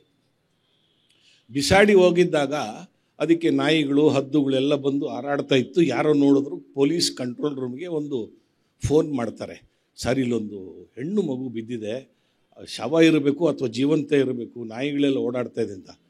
ಕೂಡಲೇ ಪೊಲೀಸ್ನವರಲ್ಲಿ ಹೊಯ್ಸಳ ವ್ಯಾನಲ್ಲಿ ಹೋಗ್ತಾರೆ. ಹೋದಾಗ ನವಜಾತ ಶಿಶು ಉಸಿರಾಡ್ತಾ ಇದೆ, ಕರುಳ ಬಳ್ಳಿ ಇನ್ನೂ ಅಲ್ಲೇ ಇದೆ, ರಕ್ತ ಇದೆ ಮೈ ಮೇಲೆ. ಕರುಳ ಬಳ್ಳಿ ಇದೆ ಅಂದರೆ ನೆನಪು ಮಾಡ್ಕೊಳ್ಳಿ, ಆಗ ತಾನೇ ಹುಟ್ಟದಂಥ ಶಿಶು ಅದು. ಇದನ್ನೇನು ಮಾಡೋದು? ಇದು ಪೊಲೀಸ್ನವ್ರಿಗೆ ಮಾತ್ರ ಮಾಡಲಿಕ್ಕೆ ಸಾಧ್ಯ. ಇದನ್ನು ಯಾವುದೋ ಆಸ್ಪತ್ರೆಗೆ, ಸೆಂಟ್ ಜಾನ್ಸ್ಗೋ, ಬೋರಿಂಗ್ ಎಲ್ಲೋ ಕರ್ಕೊಂಡು ಹೋಗ್ತಾರೆ. ಆ ಹೊಯ್ಸಳ ಇದರೊಳಗೆ ಒಬ್ಬ ಮಹಿಳಾ ಪೊಲೀಸ್ ಸಿಬ್ಬಂದಿ ಇರ್ತಾರೆ. ಡಾಕ್ಟ್ರ್ ಹತ್ರ ಕರ್ಕೊಂಡು ಹೋಗ್ತಾರೆ, ಬಹುಶಃ ಬೋರಿಂಗ್ ಆಸ್ಪತ್ರೆ ಇರಬೇಕು. ಕರ್ಕೊಂಡು ಹೋದಾಗ ಡಾಕ್ಟ್ರ್ ಅದನ್ನು ಉಳಿಸ್ಬೇಕು ಅಂತ ಶತ ಪ್ರಯತ್ನ ಮಾಡ್ತಾರೆ, ಉಳಿಸ್ಕೊಳ್ತಾರೆ. ಪೊಲೀಸರಲ್ಲಿ ಒಂದು ಮಾತು ಹೇಳ್ತಾರೆ ವೈದ್ಯರು, ಇದನ್ನು ಉಳಿಸ್ಲಿಕ್ಕೆ ಪ್ರಪಂಚದಲ್ಲಿ ಯಾವ ಔಷಧಿಯೂ ಇಲ್ಲ, ಒಂದು ತಾಯಿಯ ಎದೆ ಹಾಲನ್ನು ಕೊಡಬೇಕು, ಆವಾಗ ಮಾತ್ರ ಬದುಕೋದು ಅಂತ. ಬಹುಶಃ ಬೇರೆ ಇಲಾಖೆ ಆಗಿದ್ರೆ ಕೈ ಚೆಲ್ಬಿಡ್ತಾಯಿದ್ರು. ಆ ಮಹಿಳಾ ಪೊಲೀಸು ಆಗ ತಾನೇ ಹೆರಿಗೆ ರಜದಿಂದ ವಾಪಸ್ ಬಂದಂಥ ಮಹಿಳೆ. ಆ ಮಹಿಳಾ ಪೊಲೀಸು ಆ ಮಗು ಯಾವ ಜಾತಿ, ಯಾವ ಧರ್ಮ, ಯಾವ ಭಾಷೆ ಏನನ್ನು ನೋಡದೆ ತನ್ನ ಎದೆ ಹಾಲನ್ನು ಕೊಡಿಸಿದ್ಲು. ಆ ಮಗು ಉಳಿತು. ಇದಲ್ವಾ? ಇದನ್ನು ನಾವು ಆ ಮಗುವನ್ನು ನಾವು ನಿವೃತ್ತ ಪೊಲೀಸ್ ಅಧಿಕಾರಿಗಳ ಸಂಘದಿಂದ ಗೌರವಿಸಿದಾಗ, ಸರ್ ನನಗೆ ಹೇಳಕ್ಕೆ ಇಲ್ಲಿ ಹೇಳಬೇಕೋ ಬೇಡವೋ ಅಂತ ನಿಮ್ಮ ಅನುಮತಿ ತಗೊಂಡು ನಾನು ಹೇಳ್ತೀನಿ ಸರ್. ನಿವೃತ್ತ ಪೊಲೀಸ್ ಅಧಿಕಾರಿಗಳ ಸಂಘದಲ್ಲಿ ನಾನು, ಅಶೋಕ್ ಕುಮಾರ್ ಎಲ್ಲ ತುಂಬ ಆ್ಯಕ್ಟಿವ್ ಆಗಿ ಪಾರ್ಟಿಸಿಪೇಟ್ ಮಾಡ್ತಾ ಇದ್ದೀವಿ. ಆ ಹೆಣ್ಮಗುವನ್ನು ನಾವು ಗೌರವಿಸಿದ್ವಿ. DG ಅವರು ಆ ಹೆಣ್ಮಗುವನ್ನು ಗೌರವಿಸಿದ್ರು. ನನ್ನ ಪಕ್ಕ ಒಬ್ಬರು ಹಿರಿಯ IPS ಅಧಿಕಾರಿ ಕೂತಿದ್ರು. ಅವ್ರು ನನಗೆ ಕೇಳ್ತಾರೆ, ಇದು ನಮಗೆ ಗೊತ್ತೇ ಇಲ್ವಲ್ರಿ, ಇದು ಏನಪ್ಪ ಈಗ ನಡೆದಿದೆ, ಇದು ನಿಜವಾ ಇದು ಅಂತ ಕೇಳ್ತಾರೆ. ಅಂದರೆ ಪೊಲೀಸರ ಕಾರ್ಯವನ್ನು ಇಲಾಖೆ ಗಮನಿಸೋದಿಲ್ಲ, ಸಾರ್ವಜನಿಕರು ಗಮನಿಸಬೇಕು. ಗಮನಿಸಿ ಅವರನ್ನು ಗುರುತಿಸಿದಾಗ ಈ ರೀತಿಯ ಕೆಲಸಗಳನ್ನು ಮಾಡ್ತಾರೆ. ಒಂದು ಕರ್ಫ್ಯೂ ಅಂದ ತಕ್ಷಣ ಎಲ್ಲರಿಗೂ 100 ಕಲ್ಪನೆಗಳು ಬರ್ತದೆ. ಕರ್ಫ್ಯೂ ಅಂದರೆ 4 ಜನದ ಮೇಲೆ ಓಡಾಡಬಾರ್ದು, ಕಂಡಲ್ಲಿ ಗುಂಡು ಹೊಡಿತಾರೆ, ಇದೆಲ್ಲ ಅಂತ. ಕರ್ಫ್ಯೂನ ಒಂದು ಮುಖ. ಮೊನ್ನೆ ನಾನು ಸಾಹೇಬರು ಮಾತಾಡಬೇಕಾದ್ರೆ, ಚಂದ್ರಶೇಖರ್ ಸಾಹೇಬರು ಮಾತಾಡ್ತಾ ಇರಬೇಕಾದ್ರೆ, ಅವರು ದಾವಣಗೆರೆಯ ಕರ್ಫ್ಯೂ ವಿಚಾರ ನನ್ನ ಹತ್ರ ಹೇಳ್ತಾಯಿದ್ರು. ಕರ್ಫ್ಯೂ ದಾವಣಗೆರೆಯಲ್ಲೂ ಅದೇ, ಕೋರಮಂಗಲದಲ್ಲೂ ಅದೇ, ಮೈಸೂರಲ್ಲೂ ಅದೇ, ಇನ್ನೊಂದು ಕಡೆಯೂ ಅದೇ. ನಾವೆಲ್ಲ ನೆಮ್ಮದಿಯಾಗಿ ಮನೇಲಿ ಕೂತ್ಕೊಂಡ್ಬಿಡ್ಬೋದು ಕರ್ಫ್ಯೂ ಇದ್ದಾಗ. ಆದರೆ ದಿನದಲ್ಲಿ ದುಡಿದು ತಿನ್ನುವ ಜನಗಳಿಗೆ ಅದು ಶಾಪ. ಜಗಜೀವನ್ ರಾಮ್ ನಗರದಲ್ಲಿ ಒಂದು ಕೋಮು ಗಲಭೆ ನಡೀತಾ ಇತ್ತು. ಕೋಮು ಗಲಭೆ ಎಲ್ಲಿ ತನಕ ಹೋಯಿತು ಅಂದರೆ, ಆ ಭಾಗದಲ್ಲಿ 2-3 ಶವಗಳು, ಕೊಲೆಗಳಾಗೋಯ್ತು. ಕರ್ಫ್ಯೂ ಹಾಕಲೇಬೇಕು ಅಂತ ತೀರ್ಮಾನ ಆಯಿತು. ಕರ್ಫ್ಯೂ ಹಾಕಿದ್ರು. ಕರ್ಫ್ಯೂ ಹಾಕಿದಾಗ ಕರ್ಫ್ಯೂವನ್ನು ಕಟ್ಟುನಿಟ್ಟಾಗಿ ಪಾಲಿಸಲಿಲ್ಲ ಅಂದರೆ ಅದಕ್ಕೆ ಅರ್ಥನೇ ಇರೋದಿಲ್ಲ. ಪೊಲೀಸ್ನವರು ರ್ಯಾಪಿಡ್ ಆ್ಯಕ್ಷನ್ ಫೋರ್ಸ್ ಅಂಥೇಳಿ ಸೆಂಟ್ರಲ್ ಗೌರ್ಮೆಂಟ್ದು ಫೋರ್ಸು ಬಂದಿತ್ತು. ಎಲ್ಲ ಪಥಸಂಚಲನ, ರಸ್ತೆಯಲ್ಲಿ ಯಾರೂ ಓಡಾಡಬಾರ್ದು, ನಮಗೆಲ್ಲ ಒಂದೊಂದು ತಂಡವನ್ನು ಕೊಟ್ಬಿಟ್ಟು ನಾವು ಕರ್ಫ್ಯೂ ಆ ಕಡೆ ಈ ಕಡೆ ಎಲ್ಲ ಓಡಾಡ್ತಾ ಇದ್ವಿ. ಓಡಾಡ್ತಾ ಇರಬೇಕಾದ್ರೆ ಅದು ಬಡತನವನ್ನು ಹೊದ್ಕೊಂಡಿರ್ತಕ್ಕಂಥ ಪ್ರದೇಶ ಜಗಜೀವನ್ ರಾಮ್ ನಗರ. ನಾವು ಓಡಾಡ್ತಾ ಇರಬೇಕಾದ್ರೆ ಸಣ್ಣ ಸಣ್ಣ ಮಕ್ಕಳು, ಹಿಂದುವಿನ ಮಗು ಅಲ್ಲಿ ಮುಸಲ್ಮಾನರ ಮಗುವಲ್ಲಿ, ಕ್ರಿಶ್ಚಿಯನ್ರ ಮಗುವಲ್ಲಿ, ಬಡವರ ಮಕ್ಕಳು, ಎಲ್ಲ ಮಕ್ಕಳಿಗೆ ಸ್ಕೂಲ್ ಇಲ್ಲ, ಹೋಗ್ತಾ ಇದ್ದಾರೆ police uncle police uncle police uncle ಅಂತ ಇತ್ತು. ನಾವು ಬಾಯಾರಿಕೆಗೆ ಜೋಬಲ್ಲಿ ಚಾಕ್ಲೇಟ್ಗಳು, ಪೆಪ್ಪರ್ಮೆಂಟ್ ಇಟ್ಕೊಂಡಿರ್ತಾ ಇದ್ವಿ. 3-4 ದಿವಸ ಆಗಿರುತ್ತೆ, ಮನೆಗೆ ಹೋಗಿರಲ್ಲ. ಅಂಥ ಸಂದರ್ಭದಲ್ಲಿ ಆ ಮಕ್ಕಳಿಗೆ ನಾವು ಚಾಕ್ಲೇಟ್ ಕೊಟ್ಕೊಂಡು ಹೋಗ್ತಾ ಇದ್ವಿ. ಪೊಲೀಸ್ ಅಂಕಲ್ ಅಂತೇಳಿ ನಾವು ಹೋದ ತಕ್ಷಣ ಸೆಲ್ಯೂಟ್ ಮಾಡ್ತಾಯಿದ್ರು. ಒಂದು ಅಜ್ಜಿ ಮನೆಯಿಂದ ಹೊರಗಡೆ ಬಂತು, 1 ನಿಮಿಷ ಬಾಪ ಇಲ್ಲಿ ಅಂತ. ಮುಸ್ಲಿಂ ಅಜ್ಜಿ, ಆ ಬೇಟೆ ಇದ್ದಾರಂದರು. ಹೇಳಿ ಅಮ್ಮ ಅಂದೆ. ಏನಿದು, ಇದು ಹಿಂಗೆ ಮಾಡಿಬಿಟ್ರೆ ನಾವು, ನನ್ನ ಮಕ್ಕಳು ನೀರಿಲ್ಲ, ಹಾಲೆಲ್ಲ ಕೇಳಿದ್ದವರು, ಕುಡಿಯೋ ನೀರಿಲ್ಲ, ಬಾಯಾರಿಕೆಯಲ್ಲಿ ತೀರೋಗ್ಬಿಡ್ತವೆ, ಏನಾದರೂ ಮಾಡಿ ವ್ಯವಸ್ಥೆ ಅಂದರು. ನಾವೇನು ಮಾಡೋಕ್ಕಾಗುತ್ತೆ ಅಜ್ಜಿ, ನೀವುಗಳು ಗಲಾಟೆ ಮಾಡಿಕೊಂಡ್ರೆ. ಆವಾಗ ಹೇಳಿದ್ರು ಅವರು, ಗಂಡಸರಿಗೆ ಏನಪ್ಪ ಗೊತ್ತು, ಎಲ್ಲ ಧರ್ಮದ ಗಂಡಸರು ಬಂಡರಿದ್ದಾರೆ, ನೀಚರಿದ್ದಾರೆ. ಧರ್ಮ ನಮಗೇನೂ ಕೊಡೋದಿಲ್ಲ, ನಮಗೆ ಧರ್ಮವೇ ಹಸಿವು ಅಂದಾಗ ನಾವೇನು ಮಾಡಬೇಕು, ಏನು ಮಾಡಬೇಕು ಹೇಳಿ ಅಜ್ಜಿ ಅಂದೆ. ನೀನು ಅಂಗಡಿ ತೆಗೆಸು, ಕಾಕಾ ಅಂಗಡಿ ಅಂತಿರುತ್ತೆ, ಅಂಗಡಿ ತೆಗೆಸು ಅಂದರು. ನಾನು ಅಂಗಡಿ ತೆಗೆಸಿದ್ರೆ ನೀವೆಲ್ಲ ಬರ್ತಿರಲ್ಲ ಅಂತ. ಹೌದು, ಅದಕ್ಕೆ ಅಂಗಡಿ ತೆಗೆಸು ಅಂದರು. ನಾನು ಧೈರ್ಯ ಮಾಡಿ ತೆಗೆಸ್ಬಿಟ್ಟೆ. ಕರ್ಫ್ಯೂನ ವೈಲೇಷನ್ ಮಾಡಿದೆ. ತೆಗೆಸಿದ ತಕ್ಷಣ ಕಂಟ್ರೋಲ್ ರೂಮಿಗೆ ಮೆಸೇಜ್ ಹೋಯಿತು, ಯಾರದ ಅಧಿಕಾರಿ ಅಂಗಡಿ ತೆಗೆಸಿದ್ದೀರಾ, ಸಸ್ಪೆಂಡ್ ಮಾಡಬೇಕಾಗುತ್ತೆ ಅವ್ರಿಗೆ ಅಂದರು. ನಾನು ಹೇಳಿದೆ, ಇಲ್ಲಿ ಈ ಥರ ಆಗಿದೆ, ನಾನು ಮಾತಾಡ್ತೀನಿ ಕಂಟ್ರೋಲ್ ರೂಮ್ಗೆ ಅಂತ. ಅಂಗಡಿ ತೆಗೆಸಿದ 10 ನಿಮಿಷಕ್ಕೆ ಅಂಗಡಿಲಿರತಕ್ಕಂಥ ಎಲ್ಲ ವಸ್ತುಗಳು ಬಂದು ತಗೊಂಡು ಹೋಗ್ಬಿಟ್ರು ಜನ. ಅಂದರೆ ದುಡ್ಡು ಕೊಟ್ಟೆ, ಏನಿಲ್ಲ, ಉಪ್ಪಿಲ್ಲ, ಬಾಳೆಹಣ್ಣಿಲ್ಲ, ಏನಿಲ್ಲ. ಹಾಲು ತರಿಸ್ಕೊಡಪ್ಪ ನಮಗೆ, ಇಲ್ಲ ಮಕ್ಕಳು ಸತ್ತೋಗ್ಬಿಡ್ತಾರೆ ಅಂದರು. ಆ ಅಂಗಡಿಯವ್ನಿಗೆ ಹೇಳಿದ್ವಿ, ಹಾಲು ತಗೊಂಡು ಬಂತ. ಸರ್ ನಾನು ತೆಗಿತೀನಿ, ಅವ್ರು ದುಡ್ಡು ಕೊಡೋಕ್ಕೆ ಇನ್ನೊಂದು ಅಂಗಡಿ ನೀವು ತೆಗೆಸ್ಬೇಕು ಅಂದರು. ಇದೊಳ್ಳೆ ಗ್ರಾಚಾರ ಆಯ್ತಲ್ಲಪ್ಪ, ಅವ್ರು ದುಡ್ಡು ತರ್ತಾರೆ ಅಂತ. ಸರ್ ನಾನು ಅಂಗಡಿ ತೆಗಿತೀನಿ, ತರಿಸಿ ಸರ್ ಅಂದರು. ಅಂಗಡಿ ತೆಗೆಸ್ದೆ. ಅಜ್ಜಿ ಬಂದು ಹೇಳಿದ್ಲು, ಅಂಗಡಿ ತೆಗೆಸಿದ್ರೆ ನಮಗೆ ದುಡ್ಡು ಬರೋದಿಲ್ಲಪ್ಪ, ನಾವು ಬೀಡಿ ಎಲೆಯನ್ನು ಬೀಡಿ ಕಟ್ತೀವಿ, ಆ ಬೀಡಿ ಕಾಂಟ್ರಾಕ್ಟ್ರ್ ಅಂಗಡಿ ತೆಗಿಬೇಕು, ನಾವು ಹೋಗಿ ಅವನಿಗೆ, ನಾವು ಸುತ್ತಿರೋ ಬೀಡಿನ ಅವನಿಗೆ ಕೊಡಬೇಕು, ಅವನು ನಮ್ಗೆ ಅಡ್ವಾನ್ಸ್ ಕೊಡಬೇಕು, ಆ ಅಡ್ವಾನ್ಸ್ ತಂದು ನಾವು ಅಂಗಡಿಯವನಿಗೆ ಕೊಡಬೇಕು, ಅಂಗಡಿಯವನೋಗಿ ಮಾರ್ಕೆಟಿಂದ ಅಥವಾ ಎಲ್ಲಿಂದನಾದರೂ ಹಾಲು ತರಬೇಕು, ನಮಗೆ ಕೊಡಬೇಕು. ಈ ಅಡ್ವಾನ್ಸ್ ಕೊಡಲಿಲ್ಲ ಅಂದರೆ ಏನೂ ಆಗೋದಿಲ್ಲ. ಒಂದಕ್ಕೊಂದು ಲಿಂಕ್ ನೋಡಿ ಯಾವ ರೀತಿಲಿದೆ. ಇದು ಕೇವಲ ಪೊಲೀಸ್ನವ್ರಿಗೆ ಮಾತ್ರ ಅರ್ಥ ಆಗೋದು.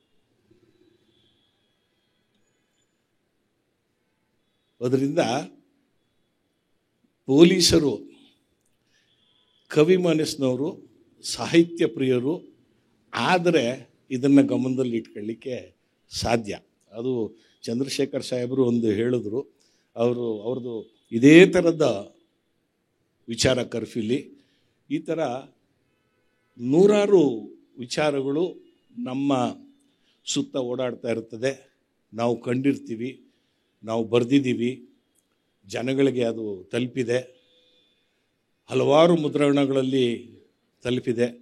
ಪ್ರಜಾವಾಣಿಯಲ್ಲಿ ಬರಬೇಕಾದ್ರೇ ಲಕ್ಷಾಂತರ ಜನ ಅದನ್ನು ಸ್ವೀಕಾರ ಮಾಡಿ ಭಾನುವಾರ ಬರ್ತಾಯಿತ್ತದು. ಪ್ರತಿ ಭಾನುವಾರ ಬರ್ತಾಯಿತ್ತು. 150 ವಾರಗಳ ಕಾಲ ಬಂತು. ಈ ರೀತಿಯ ತುಂಬ ಘಟನೆಗಳನ್ನು ದಾಖಲೆ ಮಾಡಿದಂಥ ಬಹಳಷ್ಟು ಪೊಲೀಸ್ ಅಧಿಕಾರಿಗಳು ಕರ್ನಾಟಕದ ಪೊಲೀಸಲ್ಲಿದ್ದಾರೆ. ಅದರಿಂದನೇ ಕರ್ನಾಟಕ ಪೊಲೀಸು ರಾಷ್ಟ್ರದ ಶ್ರೇಷ್ಠ ಪೊಲೀಸರಲ್ಲಿ ಒಂದಾಗಿದೆ ಅಂತ ಹೇಳೋದಕ್ಕೆ ಅವರ ಸಾಹಿತ್ಯ ಆಸಕ್ತಿ. ಕಾಲಾವಕಾಶ ಕಡಿಮೆ ಇರೋದರಿಂದ ನಾನು ಇಲ್ಲಿಗೆ ನಿಲ್ಲಿಸ್ತೀನಿ. ಧನ್ಯವಾದಗಳು. ನಮಸ್ಕಾರ. ಈಗ ಟೈಗರ್ ಅಶೋಕ್ ಕುಮಾರ್ ಅವರು. Thank you sir. ಎಲ್ರಿಗೂ ನಮಸ್ಕಾರ. 10 ನಿಮಿಷ ಭಾಳ ಕಡಿಮೆ ಆಯಿತು. ಅದರಲ್ಲೂ ನನಗೆ ಭಾಳ ಕಡಿಮೆ ಆಯಿತು. ನಮ್ಮ ಗೋಪಾಲ್ ಹೊಸೂರು ಸಾಹೇಬರಿದ್ದಾರೆ, ನಮ್ಮ IG ರಿಟೈರ್ಡ್. ಅವ್ರು ಹೇಳ್ತಾರೆ, ಅಶೋಕ್ ಕುಮಾರ್ಗೆ ಕೈಗೆ ಗನ್ನು ಮತ್ತು ಮೈಕ್ ಕೊಡಬಾರ್ದು ಅಂತ ಹೇಳ್ತಾರೆ. ನೀವು ಅಂಥವ್ರ ಕೈಗೆ ಮೈಕ್ ಕೊಟ್ಬಿಟ್ಟು 10 ನಿಮಿಷ ಟೈಮ್ ಕೊಟ್ಟರೆ ಭಾಳ ಕಷ್ಟ. ಇಲ್ಲಿ ನಮ್ಮ ಎಲ್ಲ ಸನ್ಮಿತ್ರರು ಭಾಳ ಚೆನ್ನಾಗಿ ಮಾತಾಡಿದರು.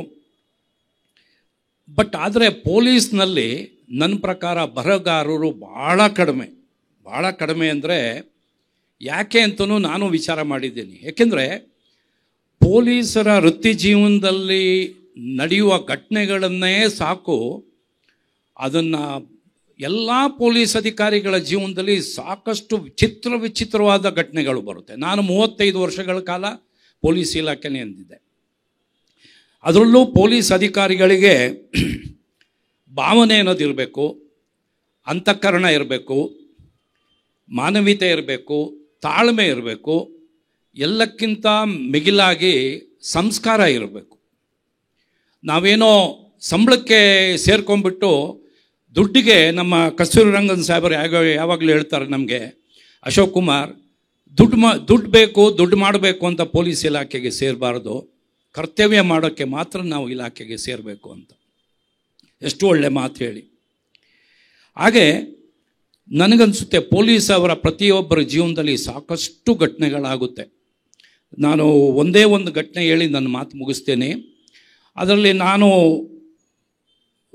ಸೇರಿದಾಗಿಂದ ನಡೀತಾ ಇದ್ದ ಘಟನೆಗಳನ್ನು ಮನಸ್ಸಿನಲ್ಲೇ ನೆನೆಸ್ಕೊಳ್ತಾ ಇದ್ದೆ.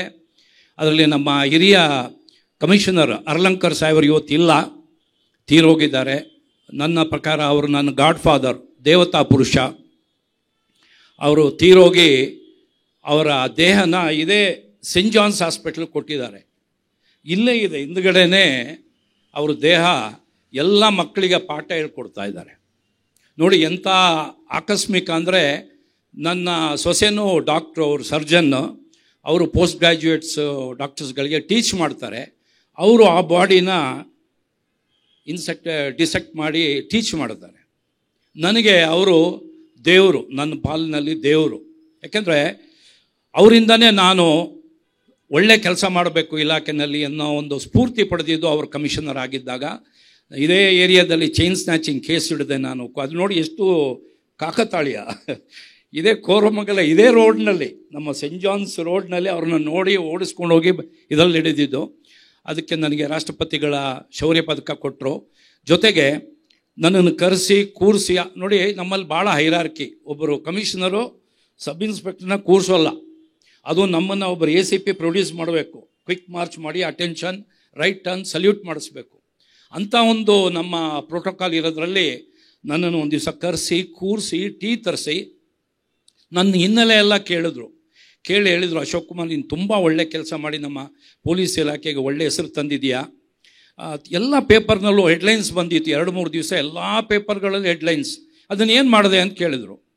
ನಾನು ಹೇಳಿದೆ ಎಲ್ಲ ಎತ್ತಿಟ್ಟಿದ್ದೀನಿ ಸರ್ ಅಂತ. ಬರೀ ಎತ್ತಿಡೋದಲ್ಲಪ್ಪ, ಅದಕ್ಕೆ ಕಳೆದೋಗ್ಬಿಡುತ್ತೆ ಪೇಪರು. ನಿಮ್ಮ ಮಿಸ್ಸಸ್ಸೇ ಅದನ್ನು ತೂಕ ಹಾಕಿ ಮಾರಿಬಿಡ್ತಾರೆ ಒಂದು ದಿವಸ, ಹಳೆ ಪೇಪರ್ ಅಂದ್ಬಿಟ್ಟು. ಅದನ್ನೆಲ್ಲ ಕಟ್ ಮಾಡಿ ಒಂದು ಬಿಳಿ ಪುಸ್ತಕ ಮಾಡು, ಸ್ಕ್ರ್ಯಾಪ್ ಬುಕ್ ಅಂಥೇಳಿ, ಅದಕ್ಕೆ ಅಂಟಿಸ್ಕೊಂಡು ಹೋಗು. ನೀನು ಈಗ ಮಾಡಿರೋ ಕರ್ತವ್ಯ ಇದೇ ದಿಟ್ಟಿನಲ್ಲಿ ಮಾಡ್ಕೊಂಡು ಹೋದರೆ ನೀನು ಸಾಕಷ್ಟು ಕೇಸ್ ಪತ್ತೆ ಮಾಡ್ತೀಯ. ನಿವೃತ್ತಿ ಆದಮೇಲೆ, ಏಜ್ ಆದಮೇಲೆ ನೀನು ನಮ್ಮ ಮೊಮ್ಮಕ್ಕಳಿಗೆ ತೋರಿಸ್ಬೋದು, ನೋಡಪ್ಪ ನಾನು ಇದೆಲ್ಲ ಮಾಡಿದ್ದೀನಿ ಅಂತ ಫೋಟೋಗಳು ಹಾಕ್ಬೋದು ಅಂತ. ಅದು ನನ್ನ ತಲೆಯಲ್ಲಿ ಕೂಡ್ತು. ಬುಕ್ ಮಾಡಿದೆ, 2-3 ಬುಕ್ ಆಯಿತು. ಪ್ರೆಸ್ ನೋಟು, ಫೋಟೋಗ್ರಾಫ್ ಎಲ್ಲ ಪ್ರಿಸರ್ವ್ ಮಾಡಿದೆ.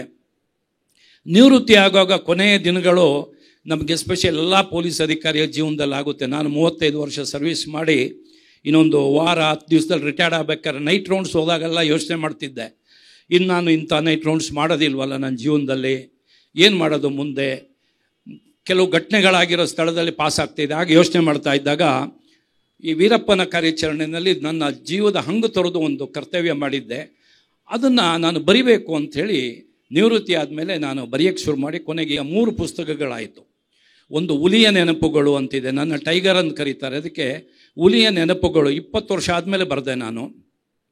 ಇನ್ನೊಂದು ಬುಲೆಟ್ ಸವಾರಿ ಅಂತ. 3ನೇ ಪುಸ್ತಕ ಪೊಲೀಸ್ ವಿಷಲ್ ಅಂತ ಬರೆದಿದ್ದೀನಿ. ಪೊಲೀಸ್ ವಿಷಲ್ ನನ್ನ ಆತ್ಮಕಥೆನೂ ಇದೆ ಅದರಲ್ಲಿ.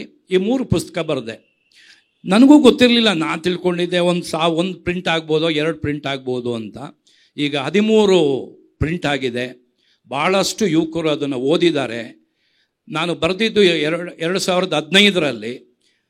2020-21ರವರೆಗೆ ಸುಮಾರು 27 ಯುವಕರು ಆ ಪುಸ್ತಕ ಓದಿ ಸಬ್ ಇನ್ಸ್ಪೆಕ್ಟರ್ ಆಗಿದ್ದಾರೆ.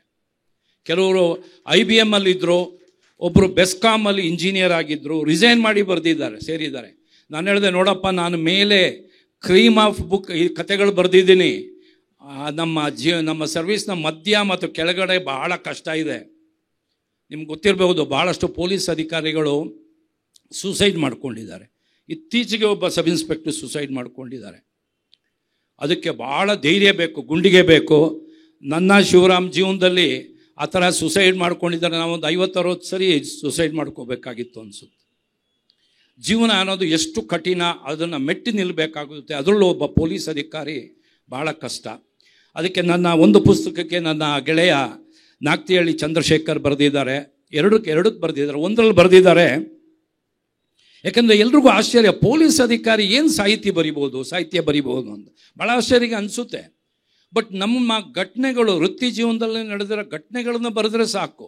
ನಾನು ಯಾಕೆ ಬರೆಯೋಕ್ಕೆ ಮನಸ್ಸು ಮಾಡಿದೆ ಅಂದರೆ, ನೀವು ರೋಡಲ್ಲಿ ಹೋದಾಗ 2 ಬೋರ್ಡ್ ನೋಡ್ತೀರಾ ಟ್ರಾಫಿಕ್ದು. ಒಂದು ರೌಂಡ್ ಬೋರ್ಡ್ ಇರುತ್ತೆ, ಒಂದು ರೆಕ್ಟ್ಯಾಂಗ್ಯುಲರ್ ಬೋರ್ಡ್ ಇರುತ್ತೆ. ಆ ರೌಂಡ್ ಬೋರ್ಡು ವೈಲೇಟ್ ಮಾಡಿದರೆ ಏನು ಕೊಟ್ಟಿರ್ತಾರೆ ಇನ್ಸ್ಟ್ರಕ್ಷನ್ಸು, ಈಗ 50 ಕಿಲೋಮೀಟ್ರ್ ಬರೆದಿರ್ತಾರೆ, ನೀವು 60 ಕಿಲೋಮೀಟ್ರ್ ಅದು ಹೋದ್ರೆ ಕೇಸ್ ಹಾಕ್ಬೋದು. ಬಟ್ ಈ ರೆಕ್ಟ್ಯಾಂಗ್ಯುಲರ್ ಇರುತ್ತಲ್ಲ, ಅದಕ್ಕೆ ದಟ್ಸ್ ಕಾಲ್ಡ್ ಕಾಷನರಿ ಬೋರ್ಡ್ ಅಂತ, ಸೂಚನಾ ಫಲಕ. ಫಾರ್ ಎಕ್ಸಾಂಪಲ್, ಮುಂದ್ಗಡೆ ಒಂದು ಹಂಪಿದೆ, ನೀವು ಹಿಂದ್ಗಡೆ ಫಾಸ್ಟಾಗಿ ಬರ್ತಾ ಇದ್ದೀರಾ, ಬೋರ್ಡ್ ನೋಡಿದ ತಕ್ಷಣ ಮುಂದ್ಗಡೆ ಹಂಪಿದೆಯಪ್ಪ ಅಂತ ಸ್ಲೋ ಮಾಡ್ತೀರಾ ಮೊದಲೇ. ನೀವು ಮಾಡಬೇಕು, ಇಲ್ಲಾಂದರೆ ಅಲ್ಲಿ ಮುಗಿಸ್ ಬೀಳ್ತೀರಾ. ಸೊ ಹಾಗೆ ನನ್ನ ಪ್ರಕಾರ ಆದಷ್ಟು ಪೊಲೀಸ್ ಅಧಿಕಾರಿಗಳು ಪುಸ್ತಕ ಬರೀಬೇಕು. ಯಾಕಂದರೆ ನಡೆದಿರೋ ಘಟನೆಗಳು ನಿಮಗೇನಾಗುತ್ತೆ, ನಮ್ಮ ಹಿರಿಯ ಅಧಿಕಾರಿಗಳು ಏನು ಮಾಡ್ತಾರೆ, ಒಂದು ಕಿಡ್ನ್ಯಾಪ್ ಆಯಿತು, ಒಂದು ಪ್ರೆಸ್ ನೋಟ್ ಕೊಡ್ತಾರೆ, ನೋಡಪ್ಪ ಇಂಥ ಮಗು ಕಿಡ್ನ್ಯಾಪ್ ಆಯಿತು, ಈಗ ನಾವೊಂದು ತಂಡ ರಚನೆ ಮಾಡಿದ್ವಿ, ಹಿಡಿದ್ಬಿಟ್ವಿ ಅಂತ ಮಾಡಿಬಿಡ್ತಾರೆ. ಏನು ಸಾಹಸ ಮಾಡಿದ್ರು, ಏನು ಕಷ್ಟಪಟ್ಟರು ಅದನ್ನು ಬರೆಯಲ್ಲ. ಸೊ ಅದನ್ನು ಬರೀಬೇಕಾದ್ರೆ ನಾವು ಪೊಲೀಸ್ ಅಧಿಕಾರಿಗಳು ಯಾರು ಕರ್ತವ್ಯ ಮಾಡಿದೆಯೋ ಅದನ್ನು ಬರೀಬೇಕು.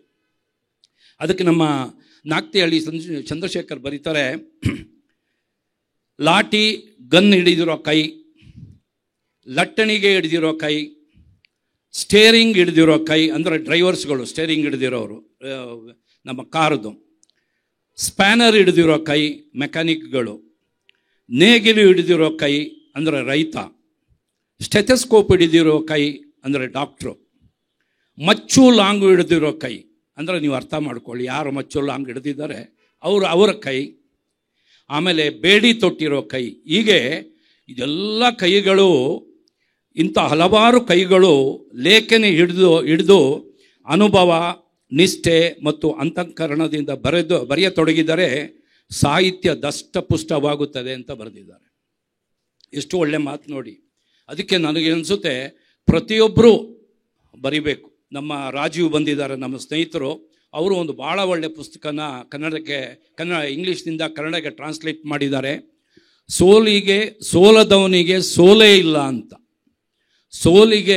ಸೋಲದವನಿಗೆ ಸೋಲೇ ಇಲ್ಲ ಅಂತ ಭಾಳ ಒಂದು ಒಳ್ಳೆ ಪುಸ್ತಕ ಬರೆದಿದ್ದಾರೆ.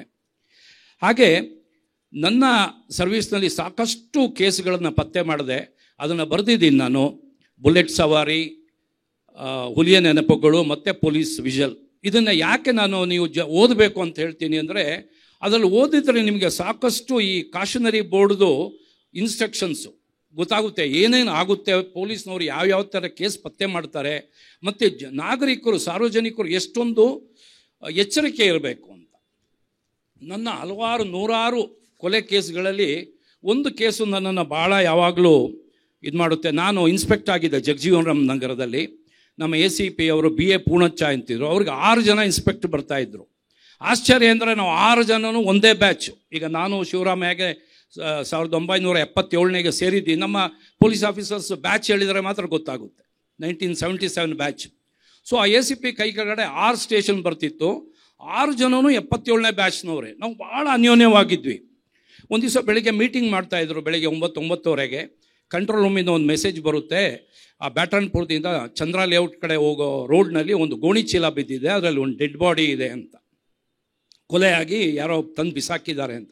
ತಕ್ಷಣ ACP ನಮ್ಮ 6 ಜನ ಇನ್ಸ್ಪೆಕ್ಟರ್ ಕರ್ಕೊಂಡು ಓಡಿದ್ವಿ ನಾವು ಸ್ಥಳಕ್ಕೆ. ಹೋಗಿ ಗೋಣಿ ಚೀಲ ಎಲ್ಲ ಬಿಚ್ಚಿ ನೋಡಿದ್ರೆ ಅದು ಸ್ವಲ್ಪ ಕಾಲು ಕಾಣ್ತಾ ಇತ್ತು. ಬಿಚ್ಚಿ ನೋಡಿದ್ರೆ ಒಬ್ಬ ಫಾರಿನರ್ದ ಬಾಡಿ, ಒಬ್ಬ ಫಾರಿನರ್ ಪರದೇಶದಿಂದ ಬಂದಿರೋನು, ಎಸ್ಪೆಷಲಿ ಬ್ರಿಟಿಷ್ ಇದ್ದಂಗಿದ್ದಾನೆ, ಬೆಳ್ಳಗೆ ನೋಡಿದ್ರೆ ಗೊತ್ತಾಗುತ್ತೆ.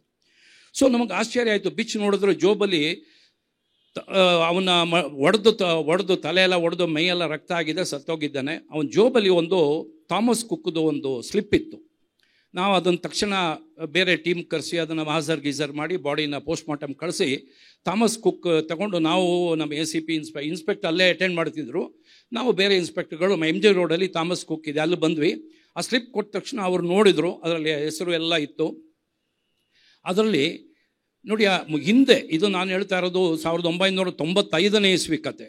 ಆವಾಗ ಯಾರೇ ಫಾರಿನರ್ಸ್ ಬಂದರೆ ಅವರೊಂದು ಇಂಡಿಯಾ ಅಂತೇಳಿ ಒಂದು ಬುಕ್ ತೊಗೊಳ್ತಿದ್ರು. ಆ ಬುಕ್ಕಲ್ಲಿ ಇಡೀ ಇಂಡಿಯಾದಲ್ಲಿ ಹೆಂಗೆ ಟ್ರಾವೆಲ್ ಮಾಡಬೇಕು, ಎಲ್ಲಿ ಹೋಟೆಲ್ ಇದೆ, ಏನೇನು ನೋಡೋಕ್ಕಿದೆ ಎಲ್ಲ ಅದರಲ್ಲಿ ಅವ್ರು ಯಾರನ್ನು ಮಾತಾಡಿಸ್ತಿರ್ಲಿಲ್ಲ, ಪಬ್ಲಿಕ್ನ ಮಾತಾಡಿಸ್ತಿರ್ಲಿಲ್ಲ. ಬಂದರೆ MG ರೋಡ್ ಎಲ್ಲಿದೆ, ವಿಧಾನಸೌಧ ಎಲ್ಲಿದೆ, ಕಬ್ಬನ್ ಪಾರ್ಕ್ ಇದೆ, ಎಲ್ಲ ಅದರಲ್ಲಿದೆ. ಹಾಗೆ ರೈಲ್ವೆ ಸ್ಟೇಷನ್ನಲ್ಲಿ ಇಳಿದ್ರೆ ಇದರಲ್ಲಿ ಕೆಂಗೇರಿ ಗೇಟ್ ರೋಡ್ನಲ್ಲಿ ಒಂದು ಸುಧಾ ಲಾಡ್ಜ್ ಅಂತಿದೆ. ಅದು ಚೀಪ್ ಆ್ಯಂಡ್ ಬೆಸ್ಟ್ ಹೋಟೆಲು, ಭಾಳ ಒಳ್ಳೆ ಹೋಟೆಲು ಮತ್ತು ಭಾಳ ಕ್ಲೀನ್ ಚೀಪ್ ಹೋಟೆಲ್. ಅಲ್ಲಿ ರೂಮ್ ಮಾಡ್ಕೋಬೋದು ಅಂಥೇಳಿ ಇಬ್ಬರು ಲವರ್ಸ್, ಅವರು ಇನ್ನೂ ಮದುವೆ ಆಗಿರಲ್ಲ, ಎಂಗೇಜ್ಮೆಂಟ್ ಆಗಿರುತ್ತೆ. ಅವ್ರು ಆಗಲೇ ಮದುವೆ ಆಗೋಕ್ಕಿಂತ ಮೊದಲು ನಾವು ಭಾರತ ದೇಶನ ವಿಸಿಟ್ ಮಾಡಿ ಅಲ್ಲಿ ಇದನ್ನು ತಾಜ್ ಮಹಲ್ನ ನೋಡಬೇಕು, ಇಟ್ ಈಸ್ ಒಂದು ಇದು ಪ್ರೀತಿಯ ಸಂಕೇತ ಅಂಥೇಳಿ ಅಲ್ಲಿ ಬಂದಿರ್ತಾರೆ. ಅದನ್ನು ನೋಡಿ ಬೆಂಗಳೂರಿಗೆ ಬಂದಿರ್ತಾರೆ. ಬೆಂಗಳೂರು ಬಂದವರು ಮರ್ಡರ್ ಆಗಿಬಿಡ್ತಾನೆ, ಇವನು ಮರ್ಡರ್ ಆಗ್ತಾನೆ. ಆ ಲೇಡಿ ರೇಪ್ ಆಗಿಬಿಟ್ಟು ಅವಳು ಎಲ್ಲಿ ಹೋದ್ರೂ ಗೊತ್ತಿರಲ್ಲ. ನೋಡಿ ಎಂಥ ನೋಡಿ ನಮ್ಮ ಭಾರತ ದೇಶಕ್ಕೆ ಪ್ರೀತಿಯ ಸಂಕೇತ ನೋಡೋದಕ್ಕೆ ತಾಜ್ ಮಹಲಿಗೆ ಬಂದವ್ರಿಗೆ ನಮ್ಮ ದೇಶದ ಜನ ಮಾಡಿದ್ದೇನೆಂದರೆ ಆ ಬ್ರಿಟಿಷ್ ಅವನ್ನ ಹೊಡೆದು ಸಾಯಿಸಿ ಅವನ ಹತ್ರ ಇರೋದನ್ನ ರಾಬರಿ ಮಾಡಿ, ಇವಳು ಬೇರೆ ಕಡೆ ಹೋಗಿರ್ತಾಳೆ, ಅವಳನ್ನ ಹಿಡಿದು ರೇಪ್ ಮಾಡಿ ಬಿಟ್ಬಿಡ್ತಾರೆ. ನೋಡಿ ನಮ್ಮ ದೇಶ ಎಷ್ಟು ಒಳ್ಳೆ ಸಂಸ್ಕೃತಿ ಸಂಸ್ಕಾರ ಇರೋ ಒಂದು ದೇಶ. ಕೆಲವು ನೀಚ ವ್ಯಕ್ತಿಗಳು ಮಾಡೋದ್ರಿಂದ ಇಡೀ ಪ್ರಪಂಚಕ್ಕೆ ನಮ್ಮ ಇಂಡಿಯಾಗೆ ಹೋಗಬಾರ್ದು, ಅಲ್ಲಿ ಡೇಂಜರ್ ಅನ್ನೋಂಥ ಸೂಚನೆ ಕೊಟ್ಬಿಟ್ರು. ಇಂಥ ಕೇಸನ್ನ ನಾವು ಪತ್ತೆ ಮಾಡಿದ್ವಿ. ಭಾಳ ಆವಾಗ ಇಂಥ ಟೆಕ್ನಾಲಜಿ ಇರಲಿಲ್ಲ. ಈಗ CCTV ಇದೆ, ಸಾಕಷ್ಟು ಇದಿದೆ. ಆವಾಗ ಏನೂ ಇರಲಿಲ್ಲ ಇದು. ಬಟ್ ನಾವೇನು ಮಾಡಿದ್ವಿ, ತಕ್ಷಣ ಎಲ್ಲ ಓಡಾಡಿಕೊಂಡು ಆ ಸುಧಾ ಲಾಡ್ಜ್ಗೆ ಹೋದ್ರೆ ಆ ಲೇಡಿ ಸಿಕ್ಕಿದ್ಲು, ಅವಳು ರೇಪ್ ಆಗಿದ್ದು ಗೊತ್ತಾಯಿತು. ಅವಳನ್ನ ನನಗೆ ಹ್ಯಾಂಡ್ ಓವರ್ ಮಾಡಿ DCP ಅವರು ಇವನ್ನ ಪೋಸ್ಟ್ ಮಾರ್ಟಮ್ ಇತ್ತಲ್ಲ ಅದಕ್ಕೆ ನಾವು ಹೋದ್ವಿ. ನಾನು ಅಬ್ದುಲ್ ಅಜೀಮ್ ಅಂತೇಳಿ ಹೋಗ್ತೀವಿ. ಅಲ್ಲಿ ಹೋದಾಗ ಒಂದು ಅವರು ಅಲ್ಲಿ ಪೋಸ್ಟ್ ಮಾರ್ಟಮ್ ಮಾಡೋ ಡಾಕ್ಟ್ರು ಅವರು ಒಂಥರ ಪತ್ತೆದಾರಿ, ಭಾಳ ಇಂಟ್ರೆಸ್ಟ್ ಇತ್ತು. ಅವ್ರೇನು ಮಾಡಿದ್ರು, ಅಶೋಕ್ ಕುಮಾರ್ ನನಗೆ ಭಾಳ ಕ್ಲೋಸ್ ಇದ್ದರು, ಅವರು ವಿಡಿಯೋಗ್ರಾಫ್ ಮಾಡಬೇಕಾಗಿತ್ತು. ಮಾಡುವಾಗ ಅವರು ಕುಯ್ತಾ ಇದ್ದಾಗ ಬಾಡಿ ಫುಲ್ಲು ಗಂಟ್ಲು ಕುಯ್ದ ತಕ್ಷಣ ಗಂಟ್ಲಲ್ಲೇ ಕ್ಯಾರೆಟು, ಬಟಾಣಿ ಮತ್ತು ಚಪಾತಿ ಸಿಕ್ಬಿಡ್ತು. ಅದನ್ನು ನೋಡಿದ ತಕ್ಷಣ ಅವರು ಎಷ್ಟು ನೋಡಿ ಎಂಥ ಕ್ಲೂ ಕೊಟ್ಟರು ಅಂದರೆ, ಅಶೋಕ್ ಕುಮಾರ್ ಇವರು ಎಲ್ಲಿ ಊಟ ಮಾಡಿದ್ದಾರೆ, ಈ ಪೂರಿ ಏನೋ ತಿಂದಿದ್ದಾನೆ ಅವನು, ಪೂರಿ ಬಟಾಣಿ ಕ್ಯಾರೆಟ್ ಇನ್ನೂ ಸ್ಮ್ಯಾಶ್ ಆಗಿಲ್ಲ ನೋಡಿದ್ರೆ. ಅಂದರೆ ಇಲ್ಲಿ ಇಳಿದ ತಕ್ಷಣ ಒಂದು 5 ನಿಮಿಷದಲ್ಲಿ ಮರ್ಡರ್ ಆಗಿದ್ದಾನೆ. ಎಲ್ಲಿ ಊಟ ಮಾಡಿದ್ದಾರೆ ಅದರಿಂದ ಒಂದು ಆ ಊಟ ಮಾಡಿರೋ ಜಾಗ ಪತ್ತೆ ಮಾಡಿ ಒಂದು ರೌಂಡ್ ಹಾಕಿ ಅದಕ್ಕೊಂದು ಹಾಕ್ಬಿಟ್ಟು ಸರ್ಕಲ್ ಹಾಕಿ ಆ್ಯಂಟಿ ಕ್ಲಾಕ್ ವೈಸು ನೀವು ಸರ್ಚ್ ಮಾಡಿ ನಿಮಗೆ ಅಪರಾಧಿ ಸಿಕ್ಬಿಡ್ತಾರೆ ಅಂದರು. ನೋಡಿ ಒಂದು ತನಿಖೆಯಲ್ಲಿ ಯಾರ್ಯಾರು ಯಾವ ಥರ ಸಹಾಯ ಮಾಡ್ತಾರೆ ಅಂತ. ಸೊ ನಾವು ತಕ್ಷಣ ಈಕೆನ ಹೋಗಿ ಕೇಳಿದ್ವಿ ಎಲ್ಲಿ ಊಟ ಮಾಡಿದ್ರೆ ಅಂದರೆ ಅವಳು ಒಂದು ಜಾಗ ತೋರಿಸಿದ್ಲು ಬ್ರಿಯಾಂಡ್ ಸ್ಕ್ವೇರ್ ಹತ್ರ. ಅದಕ್ಕೆ ಸರ್ಕಲ್ ಹಾಕಿ ಹುಡುಕುವಾಗ ಆ ಹೋಟ್ಲಿಂದ ಪಕ್ಕದಲ್ಲೇ ಒಂದು ಪೆಟ್ರೋಲ್ ಬಂಕ್ ಡಿಸ್ಪ್ಯೂಟಲ್ಲಿ ಇತ್ತು, ಅದಕ್ಕೆ ಬಂದ್ ಮಾಡಿದ್ರು. ಅದ್ರ ಒಳಗಡೆ ಹುಡುಕಿದಾಗ ಈ ಒಂದು 2 ಪೌಂಡ್ ಬಿತ್ತಿತ್ತು. ಪೌಂಡ್ ನಮ್ಮ ಲಂಡನ್ದು ನಾಣ್ಯ ಅದು ಬಿದ್ದಿತ್ತು, ಮತ್ತು ಕೆಲವು ಬೇರೆ ನೋಟ್ಸ್ ಎಲ್ಲ ಬಿದ್ದಿತ್ತು. ಅದರಿಂದ ಆ ಸ್ಥಳ ಗೊತ್ತಾಯಿತು. ಅಲ್ಲೊಬ್ಬ ಸೆಕ್ಯೂರಿಟಿ ಗಾರ್ಡ್ ಇದ್ದ, ಅವನು ರಜೆ ಹಾಕಿ ಹೋಗ್ಬಿಟ್ಟಿದ್ದ. ಅವ್ನಿಗೆ ಹೋಗಿ ಹುಡ್ಕೊಂಡ್ವಿ. ಅವನು ನಮ್ಮ ಗರುಡಾಚಾರ್ ಮಗ, ಅವರು ರನ್ ಮಾಡ್ತಾಯಿದ್ರು ಗರುಡ ಸೆಕ್ಯೂರಿಟಿ ಅಲ್ಲಿ. ಅವನಿಗೆ ಕೇಳಿದಾಗ ಅವನು ಹೇಳ್ದ, ಅವನಿಗೆ ಎದುರ್ಕೊಂಡ್ಬಿಟ್ಟಿದ್ದ. ಅವನಿಗೆಲ್ಲ ಚೆನ್ನಾಗಿ ಮಾತಾಡ್ಸಿದ ಮೇಲೆ, ಸರ್ ನೆನ್ನೆ ರಾತ್ರಿ ಯಾರೋ ಬಂದು ಒಂದು ಹೊಡೆದ್ಬಿಟ್ರು ಸರ್, ಇವನಿಗೆ ಹೊಡೆದು ಆಮೇಲೆ ನಾನು ಔತ್ಕೊಂಡ್ಬಿಟ್ಟಿದ್ದೆ. ಆಮೇಲೆ ಒಂದು ಆಟೋ ರಿಕ್ಷಾ ತಂದು ಅದ್ರಲ್ಲಿ ಹಾಕ್ಕೊಂಡು ಹೋದ್ರು ಅಂತ ಆಟೋ ನಂಬರ್ ಕೊಟ್ಟ. ಅದರಿಂದ ಅಪರಾಧಿಗಳ ಪತ್ತೆ ಆಯಿತು. ಈಕೆದು ನನಗೆ DCP ಹೇಳಿದ್ರು, ಅಶೋಕ್ ಈ ರೇಪ್ ಮಾಡಿದವನು ಹಿಡಿಲೇಬೇಕು ನೀನು ಅಂತ. ನಾನು ಆಕೆನ ಮನೆಗೆ ಕರ್ಕೊಂಡು ಹೋದೆ. ನೋಡಿ ಅದಕ್ಕೆ ಹೇಳೋದು, ಈಗ ನಮ್ಮ ಇವರು ಹೇಳಿದರು ಶಿವರಾಮ, ನಮಗೆ ಭಾಳ ಮಾನವೀಯತೆ ಬೇಕು ಮತ್ತು ಅಂತಃಕರಣ ಬೇಕು. ಆಕೆ ಶಿ ವಾಸ್ ಟೆರಿಫೈಡ್ ಆ್ಯಂಡ್ ಒಂಥರ ಶಿ ವಾಸ್ ಶಾಟರ್ಡ್. ಭಯದಿಂದ ಮಾತೇ ಬರ್ತಿರ್ಲಿಲ್ಲ ಅವಳಿಗೆ. ಆ ಹುಡುಗ ಎಲ್ಲೋದ ಅಂತ ನಾವು ಹೇಳೂ ಇಲ್ಲ, ಮರ್ಡರ್ ಆಗಿದೆ ಅಂತ ಹೇಳಕ್ಕೆ ಹೋಗಲಿಲ್ಲ. ಅವಳು ಕರ್ಕೊಂಡು ನಾನು ಮನೇಲಿದ್ದೆ, ಅಪಾರ್ಟ್ಮೆಂಟಿಗೆ ಕರ್ಕೊಂಡ್ಬಂದು ನನ್ನ ಮಿಸಸ್ಸಿಗೆ ಮಗಳಿಗೆ ಎಲ್ರಿಗೂ ಇಂಟ್ರೊಡ್ಯೂಸ್ ಮಾಡಿ ಮಾತಾಡಿ ಎಲ್ಲ ಆದಮೇಲೆ ಅವಳು ಕೇಳಿದೆ, ನಿನಗೇನಮ್ಮ ಬೇಕು ಅಂತ. ನನಗೊಂದು ಪೆಗ್ ಬ್ರ್ಯಾಂಡಿ ಬೇಕು, ಒಂದು ಸಿಗರೇಟ್ ಬೇಕು ಅಂತ ಹೇಳಿದ್ರು. ಬ್ರ್ಯಾಂಡಿ ನಾನು ಕೊಡೋ ಆಗಿದ್ಮೇಲೆ ನಮ್ಮ ಮನೇಲಿ ಇರುತ್ತೆ ಬ್ರ್ಯಾಂಡಿ ವಿಸ್ಕಿ ಎಲ್ಲ. ಅದನ್ನು ಒಂದು ಪೆಗ್ ಕೊಟ್ಟೆ. ಸಿಗರೇಟ್ಸ್ ಇದಲ್ಲ, ಒಂದು ಅಂಗಡಿಯಿಂದ ಒಂದು ಸಿಗರೇಟ್ ತರಿಸಿ ಎಲ್ಲ ಕೊಟ್ಟು ಒಂದು 15 ನಿಮಿಷದಲ್ಲಿ ಶಿ ಬಿಕಮ್ ವೆರಿ ನಾರ್ಮಲ್. ನನ್ನ ಮಗಳ ಜೊತೆ ಭಾಳ ಕ್ಲೋಸ್ ಆಗಿ ಮಾತಾಡಿಕೊಂಡು, ನನ್ನ ಮಗಳ ಆವಾಗ SSLC ಒಳ್ಳೆ ಇಂಗ್ಲೀಷ್ ಮಾತಾಡ್ತಿದ್ಲು. ಅವ್ರಿಗೆ ಜೈಲಾಗ್ಬಿಟ್ರು. ಚೆನ್ನಾಗೆಲ್ಲ ಆದಮೇಲೆ ನಾನು ಮಫ್ತಿ ಮಾಡಿ ಅವಳನ್ನ ಕಾರಲ್ಲಿ ಕರ್ಕೊಂಡು ಹೋಗಿ ಆ ಸ್ಥಳ ಎಲ್ಲಿ ಇವರು ಹೋಟೆಲಿಂದ ಮಿಸ್ ಆದ್ರಲ್ಲ ಅಲ್ಲಿ ನೋಡುವಾಗ ಅಲ್ಲೊಬ್ಬ ವಿನಾಯಕ ಥಿಯೇಟ್ರ್ ಮುಂದೆಯಿಂದ ಒಬ್ಬ ಆಟೋ ಹತ್ತಿರ್ತಾನೆ. ಆಟೋದವ್ನು ಕರ್ಕೊಂಡು ರೇಪ್ ಮಾಡಿರ್ತಾನೆ. ಆಗ ಅವಳು ಹೇಳಿದ್ಲು, ಸರ್ ನಾನು ನಂಗೆ ಗೊತ್ತಾಯ್ತು ಇವನು ಎಲ್ಲೋ ಎತ್ಕೊಂಡು ಹೋಗ್ತಿದ್ದಾನೆ ಅಂತೇಳಿ. ನಂತರ ಒಂದು ಪೆನ್ ನೈಫ್ ಇತ್ತು, ಅದನ್ನು ತೆಗೆದು ಅವನ ಹಿಂದ್ಗಡೆಗೆ ಸ್ಟ್ಯಾಬ್ ಮಾಡಿದ್ದೀನಿ ಸರ್ ಬೆನ್ನಿಗೆ. Blood was ಊಸಿಂಗ್ from the uniform shirt ಮೇಲೆ ಬರ್ತಾ ಇತ್ತು ಅಂತ.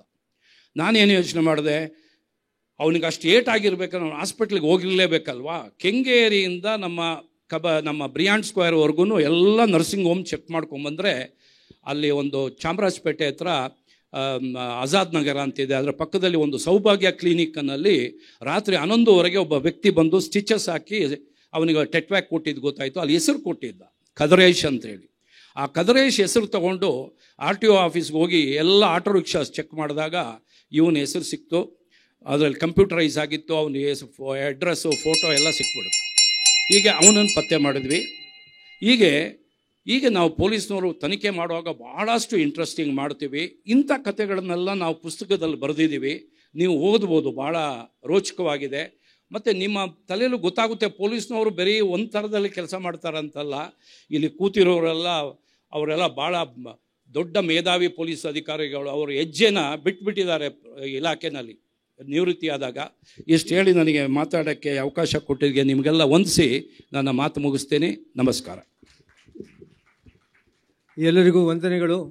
ನಾನು ನನ್ನ ಜೊತೆ ಇರುವಂತಹ 3 ಪ್ಯಾನಲಿಸ್ಟ್ಗಳಿಗೆ ವಂದನೆ ಸಲ್ಲಿಸಿ ಈ ಗೋಷ್ಠಿ ಇಲ್ಲಿಗೆ ಮುಕ್ತಾಯ ಆಯಿತು ಅಂತ ಹೇಳ್ತೀನಿ.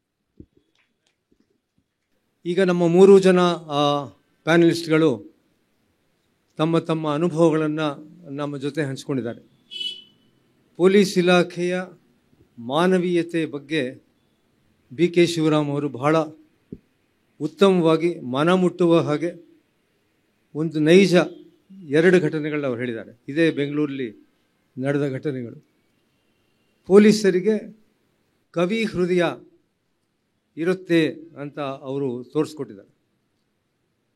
ಚಂದ್ರಶೇಖರ್ ಅವರು 1991 ಕಾವೇರಿ ಗಲಭೆ ಇಲ್ಲೇನಾಯಿತು ಬೆಂಗಳೂರಲ್ಲಿ, ಅದರ ಬಗ್ಗೆ ಮಾಹಿತಿ ಕೊಟ್ಟಿದ್ದಾರೆ. ಇದರ ಬಗ್ಗೆ ಒಂದು ಸ್ವಲ್ಪ ಹೆಚ್ಚಿಗೆ ಹೇಳೋದಾದರೆ, ನಾನು ಶಿವರಾಮ್ ಅವರು ಮತ್ತು ಅಶೋಕ್ ಕುಮಾರ್ ಅವರು ವೀರಪ್ಪನ್ ಆಪರೇಷನ್ಲಿ ಭಾಳ ವರ್ಷ ಇದ್ದರು.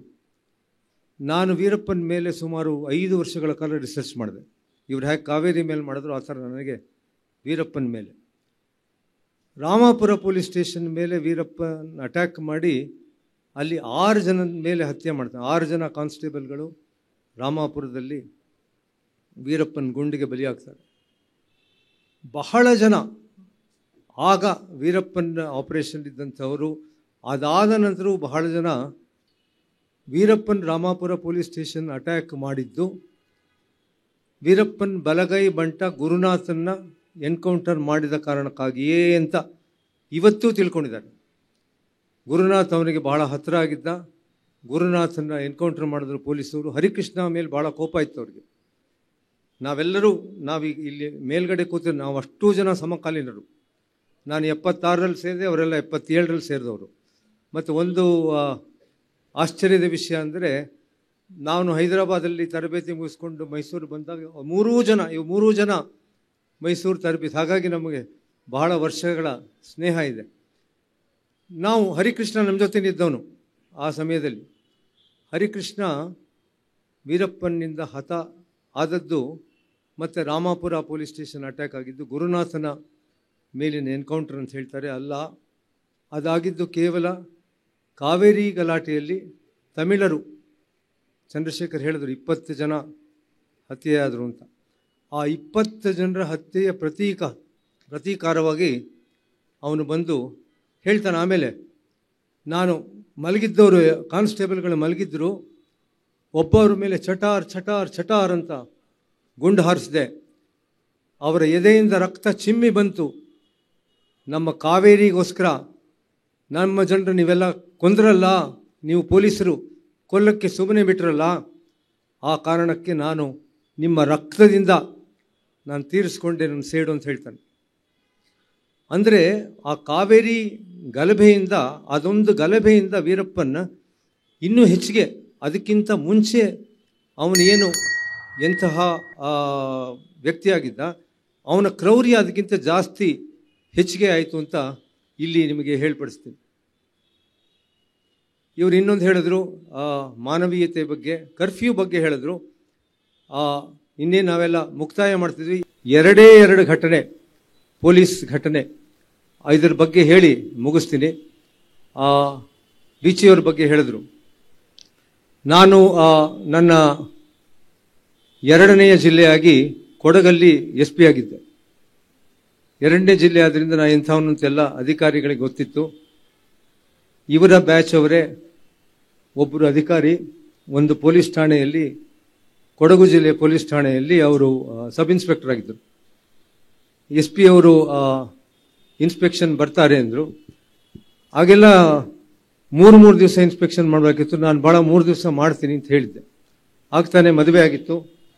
3 ದಿವಸ ಇನ್ಸ್ಪೆಕ್ಷನ್ ಮಾಡ್ತೀನಿ ಅಂತ ಹೇಳಿ ನಾನು ನನ್ನ ಧರ್ಮಪತ್ನಿ ಇಬ್ಬರು ಹೋದ್ವಿ. ಒಂದು ರೂರಲ್ ಏರಿಯಾ, ಕೊಡಗು ಜಿಲ್ಲೆ ಒಂದು ರೂರಲ್ ಏರಿಯಾ, ಅಲ್ಲಿ ಹೋದೆ. ಅವರು ಸಬ್ ಇನ್ಸ್ಪೆಕ್ಟರ್ ಬಂದರು, ಸೆಲ್ಯೂಟ್ ಮಾಡಿದ್ರು. ಮೇಡಮ್ ಎಲ್ಲ ಬಂದಿದ್ದಾರೆ, ದಂಪತಿಗಳು ಬಂದಿದ್ದೀರಾ ಬನ್ನಿ ಅಂತ ಹೇಳಿ ಎಲ್ಲ ಸತ್ಕಾರ ಮಾಡಿದ್ರು. ಸಾಯಂಕಾಲ ಊಟದ ಟೈಮಲ್ಲಿ ಬಂದು, ಮೇಡಮ್ ನಮ್ಮ ಊರಲ್ಲಿ ಒಂದು ಒಳ್ಳೆ ದೇವಸ್ಥಾನ ಇದೆ, ನಾಳೆ ಶುಕ್ರವಾರದ ದಿವಸ ನೀವು ದಂಪತಿ ಬಂದಿದ್ದೀರಿ, ದಯವಿಟ್ಟು ಈ ದೇವಸ್ಥಾನಕ್ಕೆ ಬನ್ನಿ, ಮದುವೆಲೆಲ್ಲ ನಿಮಗೆಲ್ಲ ತುಂಬ ನಿಮ್ಮ ವೈವಾಹಿಕ ಜೀವನ ಒಳ್ಳೇದಾಗುತ್ತೆ ಅಂತ ಹೇಳಿದ್ರು. ನನಗೆ ತಕ್ಷಣ ಗೊತ್ತಾಯಿತು, ಇವ್ರು ನಮ್ಗೆ ಬೇಕು ಅಂತಾನೆ ಡಿಲೇ ಮಾಡ್ತಾ ಇದ್ದಾರೆ, ಪೊಲೀಸ್ ಠಾಣೆಯಲ್ಲಿ ಎಷ್ಟು ಕಡಿಮೆ ಸಮಯ ಇದ್ದರೆ ಅಷ್ಟು ಒಳ್ಳೆಯದು ಅಂತ ಅವ್ರಿಗೆ ಅಂತ. ಇಲ್ಲ ಇನ್ನೊಂದ್ಸಲ ಇಲ್ಲ ಸರ್ ಫಸ್ಟ್ ಟೈಮ್ ಬರ್ತಿದ್ರಿ ಅಂತ ಹೇಳಿ ಅವರು ನಮ್ಮ ಶ್ರೀಮತಿಗೆ ಹೇಳಿದ್ರು. ಆಕೆ ಕೂಡ ಆಯಿತು ಹೋಗೋಣ ಅಂತ ಹೇಳಿದ್ರು. ಆಯಿತು ಅಂತ ಹೇಳಿ ಆ ದೇವಸ್ಥಾನಕ್ಕೆ ಹೋದ್ವಿ. ಆ ಊರಿಂದ ಸ್ವಲ್ಪ ದೂರ ಒಂದು ಹಳ್ಳಿ ದೇವಸ್ಥಾನ, ಬಹಳ ಪುರಾತನ ದೇವಸ್ಥಾನ, ಇದು 17ನೇ ಶತಮಾನದಲ್ಲಿ ಕಟ್ಟಿದ್ದು ಅಂತೆಲ್ಲ ಹೇಳಿದ್ರು. ದೇವಸ್ಥಾನ ಚೆನ್ನಾಗಿತ್ತು. ಅಲ್ಲಿ ಹೋಗಿ ಪೂಜೆ ಎಲ್ಲ ಆಯಿತು. ಪೂಜೆ ಆದ ನಂತರ ನಾವಿಬ್ಬರೇ, ನಾನು ಗಂಡ ಹೆಂಡತಿ ಇಬ್ಬರೇ, ಅರ್ಚಕರು ಪೂಜೆ ಮಾಡಿದ್ರು. ಪೂಜೆ ಆಗಿದ ತಕ್ಷಣ ಅವರು ಬಂದು ನಮ್ಮ ಶ್ರೀಮತಿ ಅವರಿಗೆ ದಾನ ಕೊಡಬೇಕಲ್ಲ, ಅರ್ಚಕರಿಗೆ ದಾನ ಕೊಟ್ಟ ಮೇಲೆ ನಮಸ್ಕಾರ ಮಾಡಬೇಕು. ಗಂಡ ಹೆಂಡತಿ ಇಬ್ಬರು ಆ ಪೂಜಾರಿ ಯಾರು ಅರ್ಚಕರಿದ್ರು ಅವರಿಗೆ ನಮಸ್ಕಾರ ಮಾಡಿದ್ವಿ. ನಮ್ಮ ಶ್ರೀಮತಿ ನಮಸ್ಕಾರ ಮಾಡಿದ್ಲು. ದೀರ್ಘ ಸುಮಂಗಲಿ ಭವ ಅಂತ ಆಶೀರ್ವಾದ ಮಾಡಿದ್ರು ಅರ್ಚಕರು. ನಾನು ನಮಸ್ಕಾರ ಮಾಡಕ್ಕೆ ಹೋಗ್ತೀನಿ, ಹಿಂದೆ ಹೋಗ್ತಾರೆ. ಏನು ಮಾಡಿ ಸರ್, ತಾವು ದೊಡ್ಡವರು SP, ನನಗೆ ನಮಸ್ಕಾರ ಮಾಡಬೇಡಿ ಅಂತ ಹೇಳಿ. ನಮ್ಮ ಹೆಂಡತಿ ಅಂತೂ ಮಾಡ್ರಿ, ಅವರು ಅರ್ಚಕರು ಮಾಡಲೇಬೇಕು ಅಂತ ಹೇಳಿ ಬಲವಂತ ಮಾಡಿ ನಮಸ್ಕಾರ ಮಾಡೋದು. ನಾನು ನಮಸ್ಕಾರ ಮಾಡ್ತೀನಿ, ಅವ್ರು ಹಿಂದೆ ಹೋಗ್ತಾರೆ. ಸರಿ ಆಯಿತು ಅಂತ ಹೇಳಿ, ಸರಿ ಇದು ದೂರದಿಂದ ನಮಸ್ಕಾರ ಮಾಡಿ ಅವ್ರೇನು ಪ್ರಸಾದ ಕೊಟ್ಟರು ಬಂದ್ವಿ. ಶುಕ್ರವಾರ ಆದ್ದರಿಂದ ನಮ್ಮ ಪೆರೇಡ್ ಅವತ್ತು, ಪೆರೇಡಿನ ದಿವಸ ಪೆರೇಡ್ ಇನ್ಸ್ಪೆಕ್ಷನ್. ಹಳ್ಳಿ ಪೊಲೀಸ್ ಸ್ಟೇಷನ್ ಇದ್ದು ಎಷ್ಟು 12 ಜನ 13 ಜನ ಪೊಲೀಸ್ ಕಾನ್ಸ್ಟೇಬಲ್ಗಳು. ಹೋಗ್ತೀನಿ, ಹೋಗಿ ಇನ್ಸ್ಪೆಕ್ಷನ್ ಮಾಡುವಾಗ ನೋಡ್ತೀನಿ ಒಬ್ಬನ ಮುಖ ಎಲ್ಲರೂ ನೋಡಿದಿನಲ್ಲ ಅಂತ. ಅವ್ನು ನಿನ್ನೆಲ್ಲೋ ನೋಡಿದಿನಲ್ಲ, ಇವತ್ತು ಬೆಳಗ್ಗೆ ನೋಡಿದ್ನಲ್ವ ನಿನ್ನ ಅಂತಂದೆ. ಅವನು ಮೈಯೆಲ್ಲ ಬೆವರು ಇಳಿತಾ ಇದೆ, ಮಾತಾಡೋಕ್ಕೆ ಅವನಿಗೆ ತಯಾರಾಗಿಲ್ಲ. ಸಬ್ ಇನ್ಸ್ಪೆಕ್ಟರ್ ಕೇಳಿದೆ, ಇವನು ನೋಡಿದಿನಲ್ಲ ಅಂತ. ಸರ್ ಇವನೇ ಬೆಳಗ್ಗೆ ನಿಮಗೆ ಅರ್ಚಕ ಆಗಿದ್ದವನು ಅಂತ ಹೇಳಿ. ಯಾಕಪ್ಪ ಅಂತ ಕೇಳಿದೆ. ಈ ದೇವಸ್ಥಾನದ ಅರ್ಚಕ ರಜೆ ಹೋಗಿದ್ರು, ನನಗೆ ನಿಮ್ದು ಹಾಗೂ ಹೀಗೂ ಮಾಡಿ ಡಿಲೇ ಮಾಡಬೇಕಾಯ್ತು ಇನ್ಸ್ಪೆಕ್ಷನ್ನ, ಹಾಗಾಗಿ ನಮ್ಮ ಕಾನ್ಸ್ಟೇಬಲ್ ಇವನಿಗೆಲ್ಲ ಬರ್ತಿತ್ತು ಪೂಜೆ ಮಾಡೋದು, ಇವನ್ನೇ ಅರ್ಚಕ ಅಂತ ಮಾಡಿದ್ದೆ ಅಂತ ಹೇಳಿದ್ರು. ಈ ಹಿಂದೆ ನಾವೆಲ್ಲ ಕೆಲಸಕ್ಕೆ ಸೇರಿದಾಗ ಕರ್ನಾಟಕ ಸ್ಟೇಟ್ ಅಂತಿರಲಿಲ್ಲ, ಮೈಸೂರು ಸ್ಟೇಟ್ ಇತ್ತು, MSP ಅಂತಿತ್ತು. MSP ಅಂದರೆ ಮ್ಯಾನೇಜ್ ಸಮ್ಹೌ ಪೊಲೀಸ್ ಅಂತ. ಏನಾದರೂ ಮಾಡಿ ಮ್ಯಾನೇಜ್ ಮಾಡಿ. ಈ ರೀತಿ ನಮ್ಮ ಪೊಲೀಸ್ ಅಧಿಕಾರಿಗಳು, ಪೊಲೀಸ್ ಸಿಬ್ಬಂದಿ ವರ್ಗ ಎಂಥದೇ ಒಂದು ಸನ್ನಿವೇಶ ಬಂದರೂ ಆಗೋಯ್ತು, ಎಂಥದೇ ಸನ್ನಿವೇಶ ಬಂದರೂ ನಿಭಾಯಿಸಬಲ್ಲರು. ಇವತ್ತು ನೀವೆಲ್ಲ ಬಂದು ಈ ಒಂದು ಗೋಷ್ಠಿ ಸಕ್ಸಸ್ಫುಲ್ ಆಗಿ ಮಾಡಿದಿರಿ. ನನ್ನ ಎಲ್ಲ ಕೋ ಪ್ಯಾನಲಿಸ್ಟ್ಗೆ, ನಿಮ್ಮೆಲ್ಲರಿಗೂ, ಬುಕ್ ಬ್ರಹ್ಮ ಸಂಯೋಜಕರಿಗೆ ನನ್ನ ಅನಂತಾನಂತ ವಂದನೆ ಸಲ್ಲಿಸಿ ಈ ಗೋಷ್ಠಿ ಮುಕ್ತಾಯ ಆಯಿತು ಅಂತ ಹೇಳಿ ನಮಸ್ಕಾರ. ಈ ಇಡೀ ಒಂದು ಬುಕ್ ಬ್ರಹ್ಮ ಸಾಹಿತ್ಯೋತ್ಸವ 2024ರ ಪ್ರಾಯೋಜಕತ್ವವನ್ನು ವಹಿಸಿಕೊಂಡಂತಹ ಅನೇಕ ಸಂಘ ಸಂಸ್ಥೆಗಳು ನಮ್ಮ ಜೊತೆಗಿದ್ದಾವೆ. ಅವರನ್ನು ಒಮ್ಮೆ ಕೃತಜ್ಞತೆಯಿಂದ ನೆನಪಿಸಿಕೊಳ್ಳಬಹುದಾದರೆ, ಪ್ಲಾಟಿನಮ್ ಪಾರ್ಟ್ನರ್ಸು ರಾಮಯ್ಯ ಯೂನಿವರ್ಸಿಟಿ, ಸುವರ್ಣ ಸಹಭಾಗಿತ್ವ, ಎಲ್ಸಿಟಾ ಎಲ್ಸಿಯಾ ಕಂಪನಿ, ರಜತ ಸಹಭಾಗಿತ್ವ, ಪಾಲಿ ಇನ್ಸ್ಟಿಟ್ಯೂಟ್, ಪ್ರಾರ್ಥನಾ ವರ್ಡ್ ಸ್ಕೂಲ್. ಸಹಭಾಗಿತ್ವವನ್ನು ವಹಿಸಿಕೊಂಡಂಥವರು MG motors, Sapna book house, south Asian literature in translation, Seshadripuram education trust, Kaveri hospitals, Selco, Siri Gramodyoga ಹಾಗೂ ಕಾವೇರಿ ಎಂಪೋರಿಯಂ.